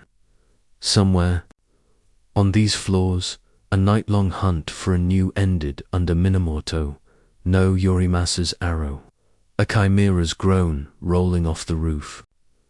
Historians still argue whether the new story encoded a real animal, a political allegory, or simply the pleasure of blaming nightmares on something shootable. The chamberlain folds the documents with newfound honesty, which is to say, they fit. Imperfectly, truth resists neat corners. He offers you a lacquered token and a tray with 2 persimmons, a strip of dried abalone, and a small hamaya wrapped in paper. For safe crossings, he says. You accept the fruit, refuse the weapon. I already have opinions in the rafters. You say, and take instead the paper wrapping, which has more use as treaty than talisman. On your way out, you hang the kaboria in the corridor that faces the north-northeast, not inside a room, but between an usher, not a spy. You ink 3 characters on a slip, listen before speaking, and tie it in place with your knife's bell-shaped manuki winking approval. The arrow says nothing, which is the loudest blessing it can give. Outside, the night has the flavor of courtyards that have relearned how to breathe. A cricket rehearses. A distant drum remembers Johar Kir and chooses Joe again, slower. Your charm warms once against your ribs, then quiets. The fox would approve of your verbs. The Yukiano would approve of the fire you didn't light. The Murage would approve of the claws that cooled before quenching. The well would approve of a number you didn't force. You pass under a gate where moonlight has stacked itself like paper and step into streets that will soon be field mist and ribs, bells and rice and comph, places where bones keep their long accounts. Your Shimenawa hums a chord you haven't heard since Riverstones. Your copper bell stays cool. The little knife enjoys being useful in a world that has too many knots and not enough patience. Ahead, a field waits with fog deep as a sleeve, and something tall is beginning to assemble itself out of the forgotten. You carry a treaty of beans, a mirror that knows better than to pry, an arrow that now mines the wind, and Sime's star tucked where your breath can find it when the air decides to remember skeletons. Fog lifts from the paddies like breath from a sleeping ox, then hesitates, then starts building itself into an opinion. The levee hums under your sandals. Crickets vote to adjourn. Your Shimenawa tightens, not frightened, just particular. Somewhere, beyond the bean rows, comes a sound like teeth gently knocking goki-goki patient. Metronomic, the way a clerk taps an abacus after hours. The copper bell in your sleeve warms. The little blade at your wrist sits very still, as knives do, when they've decided the night is about listening rather than cutting. You take the conch breath the Yamabushi taught you in 5 out, and the fog agrees to let you through to the place where bones are remembering themselves. It begins with ribs. White arches, each the length of a boat, rise from the ditch and click into alignment as neatly as carp scales. MIST threads the gaps like silk. Then vertebrae stack patient, industrious sand. A skull the size of a storehouse leans over the field. Eye sockets not empty, merely occupied by the dark that counts. Gashidakuro, the stories call it the starving skull. The giant bones made from those who were unburied, unfed, uncounted. The jaw lowers with a sound that would be laughter if laughter had learned to chew. The smell is rain, old straw, and memory that stayed outdoors too long. Light joke 1. Every calcium lecture you ever ignored arrives to collect interest. You've seen the picture in another century. Utagawa Kuniyoshi's 1840s triptych of Princess Tokiyasha, conjuring a giant skeleton that peeps into a ruined palace. Through torn fusuma, fingers the size of pillars, any dough print that learned how to haunt without moving. That's your mainstream fact, steady enough to walk on while these ribs find their places. Historians still argue whether the very term Gashidakuro, starving skull, is a recent coinage backspun onto older giant skeleton images, or whether the name rode quietly through oral tales and only later acquired a business card. Either way, the thing above you is not a taxonomy. It is a ledger with bones. The jaw clicks. The sound crawls along the levee like ants considering architecture. You ring your bell once courtesy and lift your empty hand so the night can see. You haven't brought ambition. The skull lowers as if to examine your punctuation. Your mirror shard warms, wanting to be helpful, but you keep it covered. Reflections collect debts, and these fields already owe more than anyone can pay with glass. Hungry, you ask, and the jaw answers with a slow hinge ascent that rustles the rice. You repeat the fox's lesson, feed a small thing and watch whether the lie stays full, but there is no lie here, only a hunger so honest it is impolite. So you kneel on the levee and begin doing what the path has taught you. You make a boundary that is an invitation, rather than a wall. Salt in a circle where the cart ruts cross. 3 beans at each quarter, because beans are your running joke with fate, and tonight needs laughter that behaves. A scattering of rice on the soil, because rice is the word this land speaks most fluently. The ofuda, sime tucked for stay woven, you plant in the bank. Lattice toward earth, star toward sky. So the forgetting threads of this field snag and reconsider. The skull's teeth chatter garki, garki, garki, closer now. Your ribs want to echo, and you tell them not to be rude. Fringe tidbit to line your sleeve. Some country folks will tell you that if, at midnight, your ears ring for no reason, you should duck the gashadukaro's big fingers are already reaching. Others say tie a bell to your sash so the hungry hear. They've been noticed and lose interest in biting off heads. You don't test either version. You ring once again, the copper bell making a sound with edges sanded smooth. The jaw slows, the way a counting hand slows when it recognizes a familiar number. Inventory. You saith, the word you used at the well when Okiku counted to 9 and you left 10 as a future kindness. Ichi ni, san. You set each syllable on the soil with a pinch of rice as if numbers were seedlings. The skull listens. The fog learns to hold still. You keep your voice loath the sleepyism, way you've been practicing on ghosts and ministers, and you do not rush 4, 5, 6. You do not pretend that 10 erases anything. You leave space on purpose. The jaw knocks once in approval, a metronome that has decided to honor tempo. Beneath the levee, something nudges your ankle. You look down and see a thin loop of straw curling near your foot, asking to be woven. You draw the knife, not for threat, but for craft, and cut 3 rice stalks at a node quick, thankful, no swagger, and twist a small Shimanoa ring. You hang it on a bamboo pole you find by the ditch and plant the pole at the circle's edge. A tiny shrine for a giant appetite. A door for gossip to use instead of windows. Your knife purrs the way useful tools do when they get to be themselves. Listen. You tell the bones, there is rice, and there are bells, there is salt, and there is paper. We will not banish you, we will balance. You are heavy because you were not counted. We are counting, we are here. The skull tilts down is grief. Up is disdain.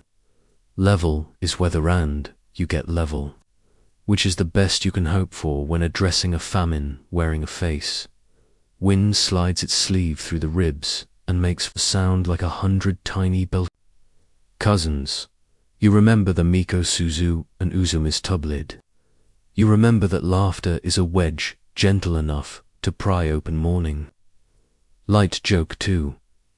You consider telling the giant skeleton your best joke about umbrellas demanding oil changes, then realize humor is funnier when your audience has lips. Instead, you let your mouth arrange the story you've been walking. Foxes who prefer honest verbs, monks who teach breath to behave, a snow woman who likes heat that doesn't burn, fishermen who read the gap in a wave and send thanks downstream. A well that keeps numbers like a ledger spruced for auditors. A theater that sharpens silence until it glows. You tell it plain. The jaw's chatter eases into something that might be the click of prayer beads. Wind shiver carries the smell of burnt fields from a year you don't remember and of horses whose names no one wrote down. You add a bean for each and another. For the anonymous, because anonymity is heavy, we'll tie sandals to Jizo. You promise remembering the tiny waraji at the river and the skull's eye hollows feel briefly less demanding. The ofuda hums against the soil. Sime would approve of the verbs you've chosen. Remember, balance, feed, listen. The skull leans so close you can see hairline fissures lace the teeth, each crack a line break. Inside the jaw, darkness lets you glimpse a silly, terrifying thought. There is room for a bell there. You do not put your bell inside a god's mouth. You tie it to the bamboo pole instead and nudge the pole so the bell rings when the wind remembers to be kind. The sound threads the ribs like mending. Mainstream fact-wearing field clothes. Famine and plague did prowl. Heian and later centuries. The 10th century epidemics that sent the court into ritual, the Engishiki's tidy optimism colliding with whether the Tenmi famine in the 1780s when rice failed and ordinary hunger learnt to shout. The Goryu idea grew teeth because wronged dead make persuasive politics. The Gion Matsuri began in appeasement and learned to parade because parades keep people breathing. Historians still argue whether monsters like this are public health in costume or grief making itself legible. You decide you do not care as long as rice gets planted and names get said. The jaw lifts, lowers, lifts. The clicking shifts from hunger to arithmetic. You count with its 7, 8, 9 and, again, you leave a space, and again, the space is the point. The fog begins to fall apart, threads becoming lace, lace becoming dew. Bones soften into weather. The ribs sink back into furrows like the idea of ploughs. The skull becomes a hill you are sure was not there this morning but will be tomorrow, and someone, a century from now, will plant persimmons on it and not know why the fruit tastes like relief. The last thing to go is the sound Goki turning into the chatter of night insects reclaiming their office. Your bell rings, itself once for courtesy and once for company, and the company that answers is small. A fox on the far ridge with a lantern in his mouth, ridiculous.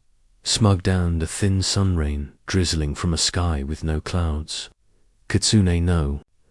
Yomeri, they call that kiss between sunlight and sprinkled the fox's wedding. The fox sets down the lantern and inclines his head as if to say, you paid correctly.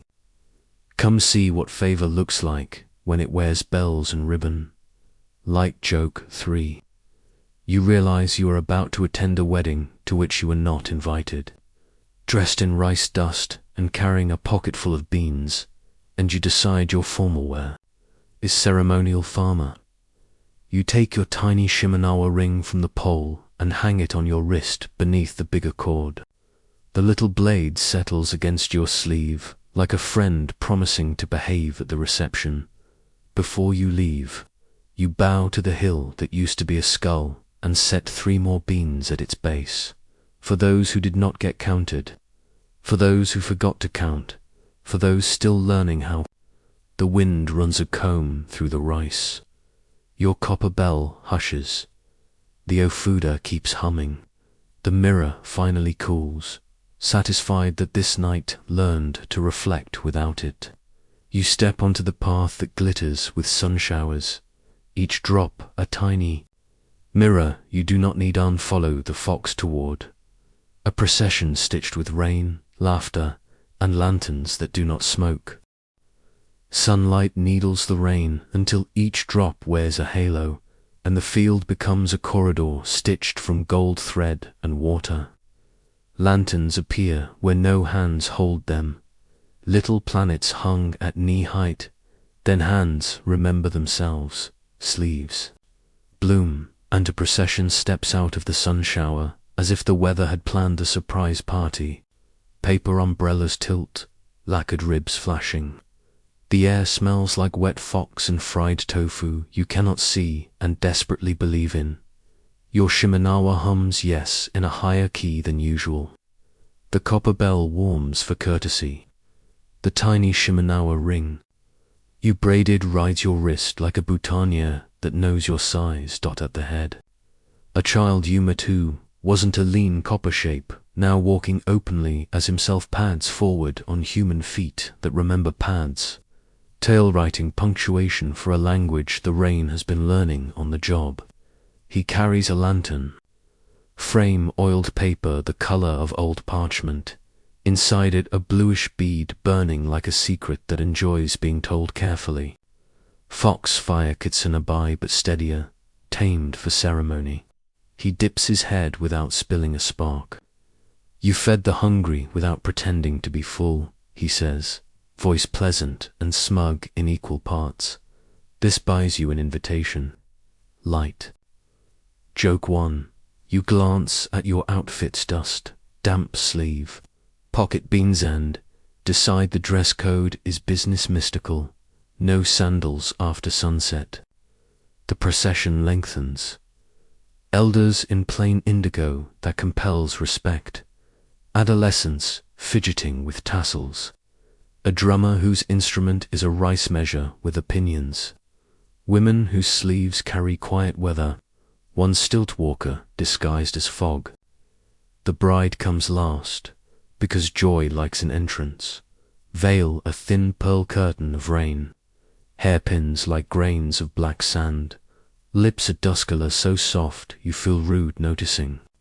Beside her, the groom walks with the air of a fox determined to prove restraint is attractive.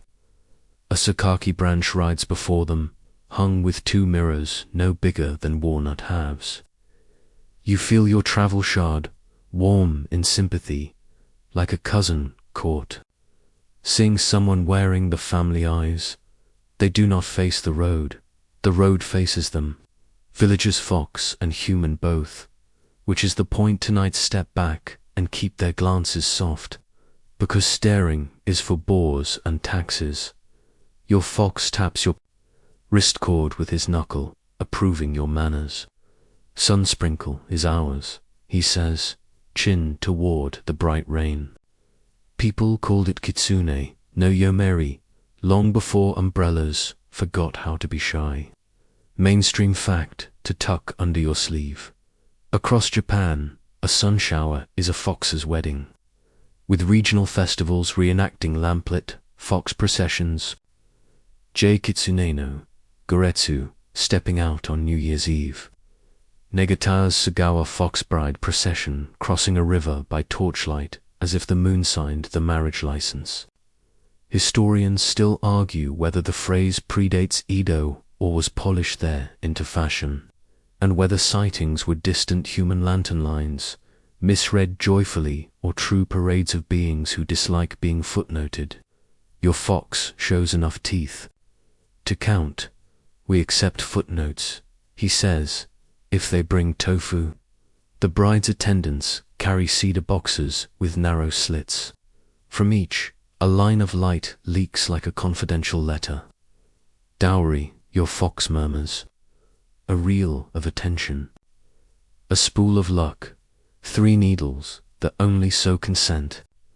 Fringe tidbit to amuse your inner archivist. Country tales say foxes borrow sewing pins from careless households and return them with tiny bite marks, interest charged in mischief. Fishermen swear that if you hear laughter inside a spider web, on a sunshower day you've stood under a fox bridal veil and owe the weather an apology. You decide your apology will be enthusiastic bowing and not touching the spider web. The column turns toward a wayside inori. Shriner roof politely bowed, twin stone foxes wearing bibs red as fresh resolve. The rain brightens, everyone rings. Once, no one rings twice. Your fox presses the black lacquer lantern into your palms. The frame is warm where his hand was, and the bead inside shapes the light into a small, clear sentence. Lantern of insight, he says, not quite joking. Hold it at the edge of a choice. It shows the cost. He watches your face like a merchant who knows when a customer is about to argue with arithmetic. Not the reward, he adds, the cost. If you seek rewards first, you will feed the wrong mouths. You tilt the lantern. The bead does not. Smoke does not flicker. It waits like an abacus bead, refusing to budge until the rest of the column is added. If you open the panel, he continues, the flame eats a memory. Choose carefully what you're willing to pay for sight. Your stomach nods before your head thinks too. The mirror shard in your box goes politely quiet, perhaps relieved. To avoid the invoice. Etiquette brief. Do not say the word wedding aloud. Say weather and bow. Do not step between bride and lantern. The lantern is a witness with tidy handwriting. Do not offer salted fish. Do offer aburage, fried, tofu or sweet sake, or, failing that, rice shaped like grateful thoughts. You shape 2 little triangles and the fox accepts, grave as a banker with better shoes. Light joke too. You ask whether there's a registry. He assures you the couple is registered at every shrine with decent eaves. Gifts in the category. Respect assorted. The priest human steady lifts a sakaki branch. The fox attendants make a tunnel of umbrellas. The bride passes under, veil catching 10,000 suns, each drop pretending to be a jewel and then forgetting on purpose. Your fox leans in. You gave me a bean at the crossroads, he says. It tasted like caution salted with curiosity. Here is my return. He taps the lantern. When the road splits again, follow the scent of oranges.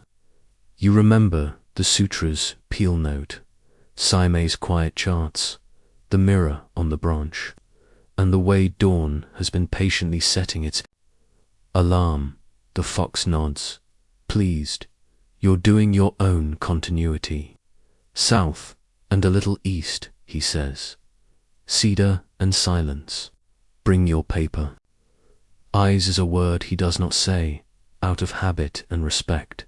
A lull. The rain thins to lace. A child fox today offers you a tiny reed ring, crown-sized for a sparrow. For your knife, he whispers. You slide it over the scabbard. The blade purrs, accepting restraint as a compliment. The chorus of small drums starts not theatre now, but household rhythm, and 2 figures in fox masks perform a dance so slow it feels like a door opening for life. They tilt their masks down, grief, remembered, tilt up. Pride turned gentle, level, weather. Zemi would approve, you think, and your face accidentally does that soft smile old masks like to see. You ring your copper bell once. The procession answers with a tremor of umbrellas, as if wind had bowed. The rain, well-trained, chooses this moment to slide into sun properly. Steam curls from the fields like sighs that have decided to retire. The fox bride stops one breath before the shrine and lifts a walnut mirror to the light. For a second you see your face and a dozen strangers. Faces and the skull of field bones and the boy with barley eyes and the snow woman's ledger and the arrow in the rafters. Everything you've promised to remember stacked like transparent paper whose ink does not smudge. You lower your gaze because there is a difference between being included and staring. The priest speaks the old promises that sound like new when the right throats carry them. The couple sip sake 3 times each. The third sip is a small thunder no one fears. Someone throws rice. Most of it lands on sleeves and giggles. A cat you recognize from the boathouse appears under a bench, clearly on catering duty. It receives. A private piece of tofu with the dignity of a celebrity between scenes. Your fox notes the offering. Do not open the lantern near cats, he says. They will judge your insight and steal it for naps. Light joke 3, you salute the cat. It accepts with the blink of a creature who has slept through 6 emperors and remembers every lap. On the shrine step, an elder draws a Simon in. The air with 2 fingers, the pentagram Sime likes for safe return. The foxes answer by tracing a lattice Dumon over the path. Then blow once, and the pattern settles like transparent netting to keep pride from tripping you later. He knows your road, the elder says, meaning Sime, meaning the cedar that waits. He asked us to give you light that minds its manners. You cradle the lantern with both hands and feel the beads sense your pulse and match it for in. 5. Out good breathing, having friends in unexpected places. The column turns to smoke without panic. First the umbrellas, faint as eelskin, then the sleeves, translucent, then the laughter, hanging a second longer to anchor the memory. The bride looks back once, veil a brighter rain, and the groom's smile is the calm of someone who has learned to enjoy accuracy. Your fox remains, because messengers stay until contracts are signed. Across the river, past the pines, where the road stops talking and the silence volunteers, you will find your dawn, he says. He taps the lantern again. When both choices speak the same, light this and listen for cost. If you are unwilling to pay, bow and wait. The world respects a person who declines politely. He steps back, already a rumor, then a child for 1 heartbeat, just for theatre. Lifting a hand in friendly fraud, then only fox, then rain smell, then nothing but a pathway that prefers people who practice. You test the lantern once, panel closed, just to feel how insight warms your fingers without taking anything. The bead replies with a blue thought. Not yet, but good, you're learning. You bow to the stone foxes, tuck a bean on each bib for fashion, and set the lantern's handle against your wrist cord so the 2 threads hum together. The mirror shard in your box lies patient. The sutra smells of oranges and decisions.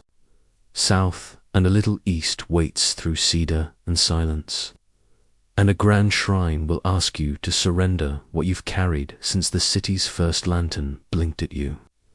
You step into the last rags of rain that pretend to be veil and follow. The cedars where they lean like ushers, the lantern of insight making a small, wise sun in your hands, bright enough to walk by, too polite to set anything on fire. The road slants south and a little east just as the fox promised, cedars knitting a roof over breath. Your lantern of insight rides your palm like a mild blue star that knows how to keep secrets. The mirror shard and sutra weigh the box with the specific gravity of promises finally approaching their due. The Shimenawa at your wrist hums in the presence of older rope. The Ofuda purrs like a hive, deciding on kindness. Dawn is a thin gold thread ahead. Stitched to water you can hear before you see. The bridge appears as an argument settled by beauty. 2 great pillars, railings the color of morning bread. The Isuzu River sliding beneath with the patience of a scribe who has copied this page for centuries. You bow to the first torii and step onto Yuji Bridge. Cypress breath rises up from the plank's resin, rain. Sun, a few hours in the future, and your feet remember every rhythm they've learned. Conch, drum, wave, bellows, counting. Light joke 1. Your sandals straighten their posture. So aggressively you fear they'll ask for a performance review. Across the water, the outer shrine waits in its own Hush Toyuk's precinct, patron of food, clothing, shelter, the three chores you keep doing because you are alive. You stop there first, because rice owes rice a bow. White gravel crunches like polite thunder. Attendants in white and hemp move like commas, keeping ceremony readable. You wash hands and mouth at the basin, cool as fox logic. You set beans, salt, and a sliver of the boathouse abalone on the offering tray, and your small knife does not volunteer. It prefers to be useful, not theatrical. Mainstream fact to steady your heartbeat. Eyes Jinga is two paired sanctuaries, the outer shrine, Gek, for Toyukami Kami, and the inner shrine, Nake, for Amaterasu, combed approached by pilgrims for over a millennium. Shrine buildings are rebuilt every 20 years in the Shikonen Selagar, moving the deity to a twin site so holiness stays young and carpenters stay fluent in cedar. Past the bridge of food and shelter, the river gathers you toward the inner shrines. Long avenue of cypress and gravel, a white sea you wade with your ears lowered. Tori rinse the sky. Each threshold resets your breathing to present. Your lantern's bead stays cool. It wants to help, but understands that some rooms favor unlit insight. The sutra under your palm smells of oranges, and the exact moment a door remembers it has hinges. You think of Saime's quiet smile and his return. These wear mirrors like cedar, and your bones agree. At the foot of the final approach, you pause. You owe this place clarity you can carry. You open the lantern's little panel a finger width, and let the bead show cost, not reward. A blue thought blooms. If you keep the shard, you will see many things faster and fewer things deeply. If you keep the sutra, you will quote it when listening would be better. If you give them up, you will walk slower and notice edges where weather speaks. The lantern waits for your consent to take a memory. You choose carefully. You let it nibble the exact pattern of the arrows, home only the pitch, not the lesson. So the rafters can keep their privacy while the moral stays filed. The panel shuts. The bead brightens, satisfied without greed. Light joke 2. You consider negotiating a 2-for-1 memory coupon and decide bargaining. With mystical office supplies is how people become footnotes. White gravel opens into brighter white gravel. Fences within fences, cypress-thatched roofs, held by chigi and katsuogi teeth. Architecture that refuses paint because time will do that for you. The innermost fence is not for you. You bow to the line you cannot cross and feel the line bow back. A priest, in unadorned white, appears as if he learned invisibility from paper doors. A Miko, in red and white, stands 2 steps behind him, bells, not ringing yet, but confident they could. You place the lacquered box on the low table between you, with the care of setting down a sleeping child, and kneel until your forehead learns the flavor of gravel. You've brought what the road borrowed. The priest says, voice cedar. You answer that foxes, rivers, mountains, wells, and theater helped you read the invoice. He looks at your wrist cord, at the faint soot in its twists, at the small bell on your knife's handle shaped from an old nail. A smile almost happens. Then cedar resumes its dignity. You lift the sutra with both hands. The ink feels like wind made legible. The Miko receives it with a bow that makes the whole morning smoother, and she slides it into a silk envelope whose weave smells faintly of citrus peel. You lift the mirror, shard the shy cousin to a mithend. For a breath it catches the priest's face. The sky, the edge of your sleeve, a Tori behind your shoulder, then simply becomes a thing ready to go home. The Miko takes it and lays it on a folded cloth that has been waiting for exactly this shape. The priest covers both with another cloth and breathes once. the way Sime breathes when he chooses the hour. He speaks a prayer you do not need to understand to obey, for syllables that feel like the river under the bridge, for more like a bell you don't ring, and a last that tastes like light does when you open a window and mean it. The bells ring once courtesy and the cedar air approves. The ofuda in your box hum lightly. Recognizing family, you remain kneeling while the priest steps away to carry the cloth-wrapped bundle toward the inner fence. You will not see where it goes, which is the point. You let the unseen do its job without peeking, and this pleases the architecture. Historians still argue whether Shikinen Sengra began primarily as theological renewal, as a training program to keep shrine carpenters perfect in shinmezukuri craft, or as a political economic engine that bound regions together with timber, tax, and ore. The gravel under your knees votes for all of the above, which is how good rituals earn pensions. A breeze slides through hemp sleeves and into cypress. Somewhere beyond 3 fences, a door size and a mirror you will never see remembers sunlight. Fringe tidbit for your sleeve in Edo times. Pilgrimage booms, called Okuj Meri, sent whole villagers walking to ice farmers. Shopkeepers, even, legend insists. Well-mannered dogs, wearing placards with their owners' names and coins tied to their collars. People fed those dogs along the road and bowed for them, because manners are contagious and canines have excellent PR. You offer what is left to offer. Your bell once courtesy and 3 beans to the root of a cypress, because you are hopelessly consistent and trees like snacks.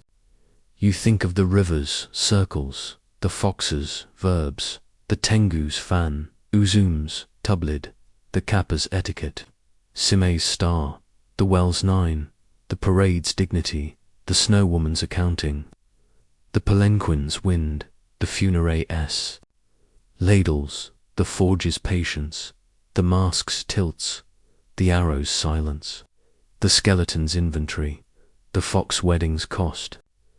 The path has not been aligned so much as a braid, and here the braid is cradled by wood that remembers fire and refuses vanity. The priest returns. Bows and places in your open hands a fresh paper talisman, crisp as dawn, stamped with a seal you recognize as safe return, written in the silent alphabet. Jinga timer, Hise's amulet from the grand shrine and the ofuda at your ribs, hum agreement. He does not ask what you paid. The air can smell such things. You tuck the talisman beside Sime's charm so paper can keep each other humble. You rise. The lantern of insight cools to a tender warmth and goes quiet, the way a friend goes quiet when the room is already saying the right thing. The mirror's absence is not a hole but a space in which breath can stand comfortably. Light joke 3. You briefly panic at traveling without a mirror. Then remember puddles, spoons, and honest friends. Outside the last torii, people begin again. Footsteps on white gravel, a child insisting his claps were better than his father's. They were a vendor of rice cakes, not quite open, yet rehearsing politeness on a sparrow. The Isuzu carries the morning thin as silk under Uji Bridge. You rinse your hands once more so departure smells as clean as arrival. A cedar cone lands near your sandal with the gravity of a signature. You pocket it with all the dignity a person can muster while stealing from a tree that just said yes. On your way back across, you pass a small stone fox, bib bright as a sunrise napkin, watching the river in case it tries something clever. You leave to beans by its paw. Its stone mouth does not smile and somehow still looks pleased. The lantern's handle lies comfortably against your wrist cord. The tiny reed ring on your knife's scabbard keeps time with your steps. The road ahead is familiar, a native city you know, breathing in a key you have only now learned to sing. South and east have given you back north and west. Cedar and silence have rearranged your verbs without taking your jokes. Behind you, a mirror you will never see keeps its appointment with light. Ahead, thresholds and homeward steps collect themselves from gravel and smoke and laughter. You have given back the things that taught you how to carry them. Your hands are lighter.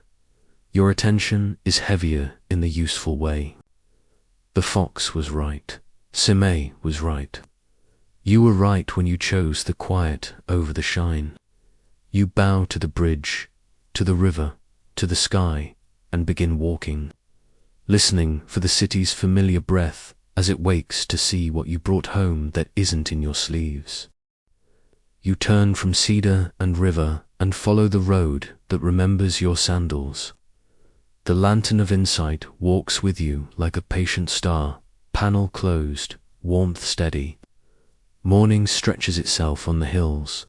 Smoke lifts from farm roofs like polite handwriting. The Shimenawa at your wrist answers each boundary stone with a hum that sounds suspiciously like home. Your sleeve knife lies quiet, happy to cut only fruit and the occasional thread of overcomplication. Ahead, the grid of Heiankyu appears avenues and alleys laid like a go-board waiting for pieces with better tempers than last night's weather. You take the long way, because debts prefer corners. First to the riverbank where the Miko drew. Salt and the Kamo taught stones to be syllables. You bow and set beans and a narrow cucumber trimmed with ceremony payment to memory and its water children. A dragonfly skims the surface like punctuation. The current writes a circle that looks like consent. Across the shallows, the forest of correction holds its breath. Satisfied that you crossed, noticed, and did not make a scene. At a street bend, the fox shrine wears dawn like a smug scarf.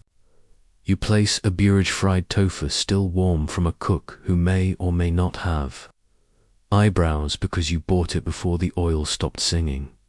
The shrine's stone ears shine. Somewhere a tail flicks the word accurate. The lantern beats. Once in your palm-light joke won, you consider offering a loyalty card to the shrine and then remember deities invented loyalty cards. Up the slope where wind plays at being opinion, you stop at a ridge and bow to air. The Tengu's lesson sits icily now. You trade pride for attention without needing a receipt. A down feather rides your cord and tickles a signature from whether that has learned, grudgingly, to mind its manners. You blow one soft conch note. Over your tongue no shell. Just memory and the gust answers with an almost friendly shove. The lane with wells waits in a cool pocket of shade. Bamboo ladles gleam. The plum stretches its few leaves toward the hour. You bow to the curbstone forehead, where other foreheads polished honesty, then tie 9 small knots in a grass ribbon and leave the 10th free. No counting rises, which is either mercy or good management. You whisper the promise again, I will remember. The water keeps its job and accepts the raise. Night's parade has returned to daylight's nap. Yet on a sill, a broom leans a little. Prouder, and in a shop window you spy that the painter astonishing development has oiled a hinge. You tap your bell once Scatusi, somewhere an umbrella preens in storage. Fringe tidbit for your inner janitor, on the spring hinge of Satsabon. Households sometimes hang a sardine head and holly leaves above the lintel to offend mischief with smell and pricky washi and haragi. The world's friendliest do not disturb sign. You notice one nailed to a frame in tasteful defiance. The snow pass has traded white for pale breath, but you stop at the first jizzo anyway. Knit cap a bright punctuation mark. You leave 3 beans for the woman who measured warmth and decided not to harm it. Wind cools your cheek, as if someone we approve of just exhaled a blessing. You do not light coals. Your ribs remember how to be a room. By midday the city wakes into its favorite chores. A palace messenger pretends not to notice you. A guard practices dignified blinking. At the Sirudin verandas, the Kaboria you moved now faces the northeast corridor, humming nothing at all, the most eloquent silence you have heard all week. You hand off a small bag of beans to the chamberlain, for minutes that want spines. You say he bows the way people bow when they suspect a fable is scolding them, and they're grateful. A drum pulse tucks itself between two streets. You drift past the unstage at rest, the painted pine thoughtful as ever. Masks sleep behind paper. A stagehand rubs a drumhead with his palm until the skin remembers tone. He glances up. Air is sharp today, he says. Edges are better behaved. You answer, and both statements are true. In an alley of ink and abacuses, you find Saime's house, breathing like a cat in a sun square. The ofuda over the lintel hum the note of welcome back. Try not to jostle the cosmos. He is pouring tea, which is of course also a cosmology. He lifts a brow at the absence of the shard and sutra. You set the lantern of insight on the tray. For cost, you say, not reward. He smiles as if you've returned a library book on time. Historians still argue whether Genji Monogatari deserves the title of world's first novel. He muses because he always keeps a parallel conversation in his sleeve, but they rarely argue tea. You sip. Morning leans closer to listen. Back at the night market that isn't sleeping anymore, vendors sing prices and opinions. Incense carries letters through sleeves. Pots clink. A noodle drum advertises soup with leadership potential. You buy pickles and brine, because old promises, like snacks. You slip a coin to the blind biwa player and ask for the song that bends the wind into listening. He plays. Lanterns everywhere seem to rehearse being stars. Mainstream fact for your pocket while you walk. The Heian court's police and judiciary, the Kabishi, took shape in the 9th century, riding night rounds and handling fires, theft, and treason with a bureaucrat's resolve and a rider's speed. One such officer yawns under a gate now and nods at your wrist cord. You nod back, allies in the sacred art of keeping thresholds honest.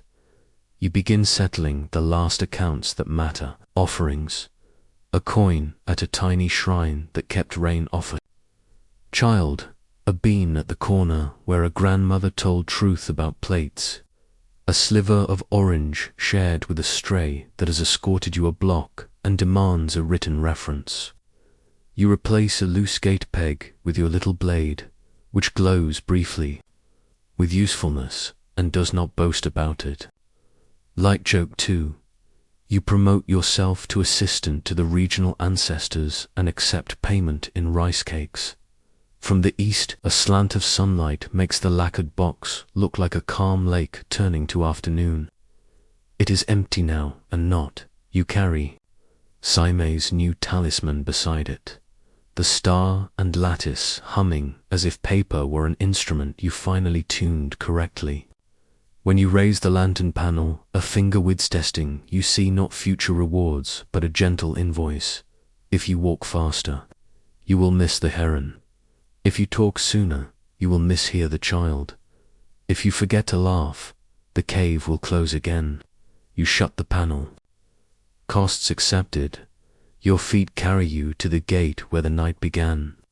The attendant who handed you the box is there, rearranging practical things and metaphors. You bow, he bows deeper. You use them well, he says, meaning mirror and sutra, meaning patience and beans, and you gave them back. He taps the box. It will hold other people's nights. You leave 3 beans on the step anyway, habit refusing to be talked out of a good mood. Light joke 3. You ask if there's a deposit you didn't get back. He says the universe keeps your deposit as interest. Lanterns bloom as the city chooses. Evening, the veil between talk and sleep thins to gauze. You walk the last length of street with your soul's remembering drum. Conch, wave, bellows, wind chime, bell the whole orchestra. Blessings fox, river, mountain, paper, snowfall into step without asking for introductions. You reach your door with a rope that has learned good knots, a bell that knows when to be quiet, a knife that prefers oranges to arrogance, and a heart with room for debts that can be paid slowly, with attention and laughter and the occasional cucumber set exactly where it belongs. You slide the door, the room recognizes you. And tonight, when the city blinks one eye closed and the other open, you will fold into sleep like a letter that found the right address, carrying the voices that brought you home. The lantern sits on the low table, its small blue thought breathing slowly now, and you let the room grow soft around it, corners rounding, shadows agreeing to become peaceable. Pillows learn your shape more easily than they used to, as if the day has sanded the edges of questions down to something that won't snag. Your wrist rests where the Shimenawa's fibers whisper their rope song, not binding you to anything, only reminding you you are held, that the knots are patient and can be untied when you choose, that doors can be opened from both sides. You hear the street far away wheel on stone, someone laughing the way a river laughs when it forgets to be clever then. Even that sound goes wide and slow, as if the whole city has leaned back into the cedar and said, yes. You breathe in for 4, out 4, 5, and the breaths are just breaths now. Not practice, not bravery, and they slide you toward the edge of a dream where the Como writes circles, where a fox counts beans, where a snow woman closes her eyes and remembers a kindness that did not burn. The knife in your sleeve, sensible little river of steel, sleeps. The arrow in the rafters minds the wind without making a fuss. The well counts to 9 and decides, just for tonight. That 9 is exactly enough. Maybe in the morning you'll remember a mask tilting from weather to mercy. Maybe a bell will ring once all by itself and you will feel not alarm but the soft footfall of company that knows when to leave. For now, let the lantern do the watching. Let the house begin its small night parade of contentment, the bowl thanking the shelf, the door admitting that hinges are a kind of blessing, the mat holding the weight of your day and closing its eyes with you. The world is wide and will be there when you wake. For this breath, and the next, and the long, gentle, one after, float, settle, and sleep. The gods have their chores, the monsters have their manners. You have your rest. Good night.